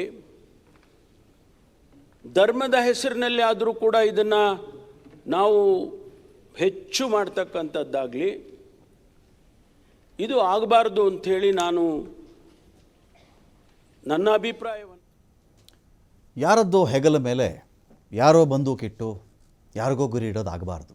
ಚಿನ್ನೈನ ಹೆಗಲು ಖಾಲಿ ಇತ್ತು ಅಂಥೇಳಿ ಚಿನ್ನೈನ ಹೆಗಲ ಮೇಲೆ ಕೋವಿ ಇರಿಸಿ ಎಲ್ಲಿಗೋ ಗುಂಡನ್ನು ಹಾರಿಸಿದ್ದಾರೆ ಅಂತ ಅಂದುಕೊಳ್ಳೋಣ ಕೆಲವರು. ಯಾರು ಈ ಬಂದೂಕು ಹಿಡ್ಕೊಂಡಿದ್ರು, ಅದಕ್ಕೆ ತೋಟ ತುಂಬಿದವ್ರು ಯಾರು, ಅದರದ್ದು ಕುದುರೆ ಎಳೆದವ್ರು ಯಾರು, ಇವು ಆಚೆ ಬರಬೇಕು. ಇಲ್ಲ ಚಿನ್ನಯ್ಯ ಈ ಇಡೀ ವಿಚಾರದಲ್ಲಿ ನಿಜವಾಗಿಯೂ ಆತನಿಗೇನಾದರೂ ಸತ್ಯ ಗೊತ್ತಿತ್ತಾ, ಒತ್ತಾಸೆಗೆ ಈ ಥರ ಹೇಳಿಬಿಟ್ನ, ವಿ ಡೋಂಟ್ ನೋ. ಆದಷ್ಟು ಬೇಗ SIT ರಿಪೋರ್ಟ್ ಆಚೆ ಬರಲಿ. ಮಾನಹಾನಿ ಎನ್ನುವುದು ಇವರ ಉದ್ದೇಶವೇ ಆಗಿದ್ದರೆ, ಮಾನಹಾನಿ ಹೆಣದ ಕಥೆ ಹೇಳಿ ಮಾನಹಾನಿ ಮಾಡಬೇಕು ಅನ್ನೋ ಉದ್ದೇಶವೇ ಆಗಿದ್ದರೆ ಅದಕ್ಕೆ ಸಂಬಂಧಪಟ್ಟಂತೆ ಕೂಡ ತನಿಖೆ ಆಗಲಿ ಅಂತ ಹೇಳ್ತಾ, ಇದರಲ್ಲಿ ಪಾಲ್ಗೊಂಡಿದ್ದಂಥ ನಾಗರಾಜ್ ಅವರಿಗೆ, ಸಂಕೇತ್ ಹೆಣಿಗೆ ಅವರಿಗೆ, ಕೇಶವ ಅವರಿಗೆ ಧನ್ಯವಾದಗಳು ಹೇಳ್ತಾ ಡಿಬೇಟ್ ಮುಗಿಸ್ತಾ ಇದ್ದೀನಿ. ನಮಸ್ಕಾರ.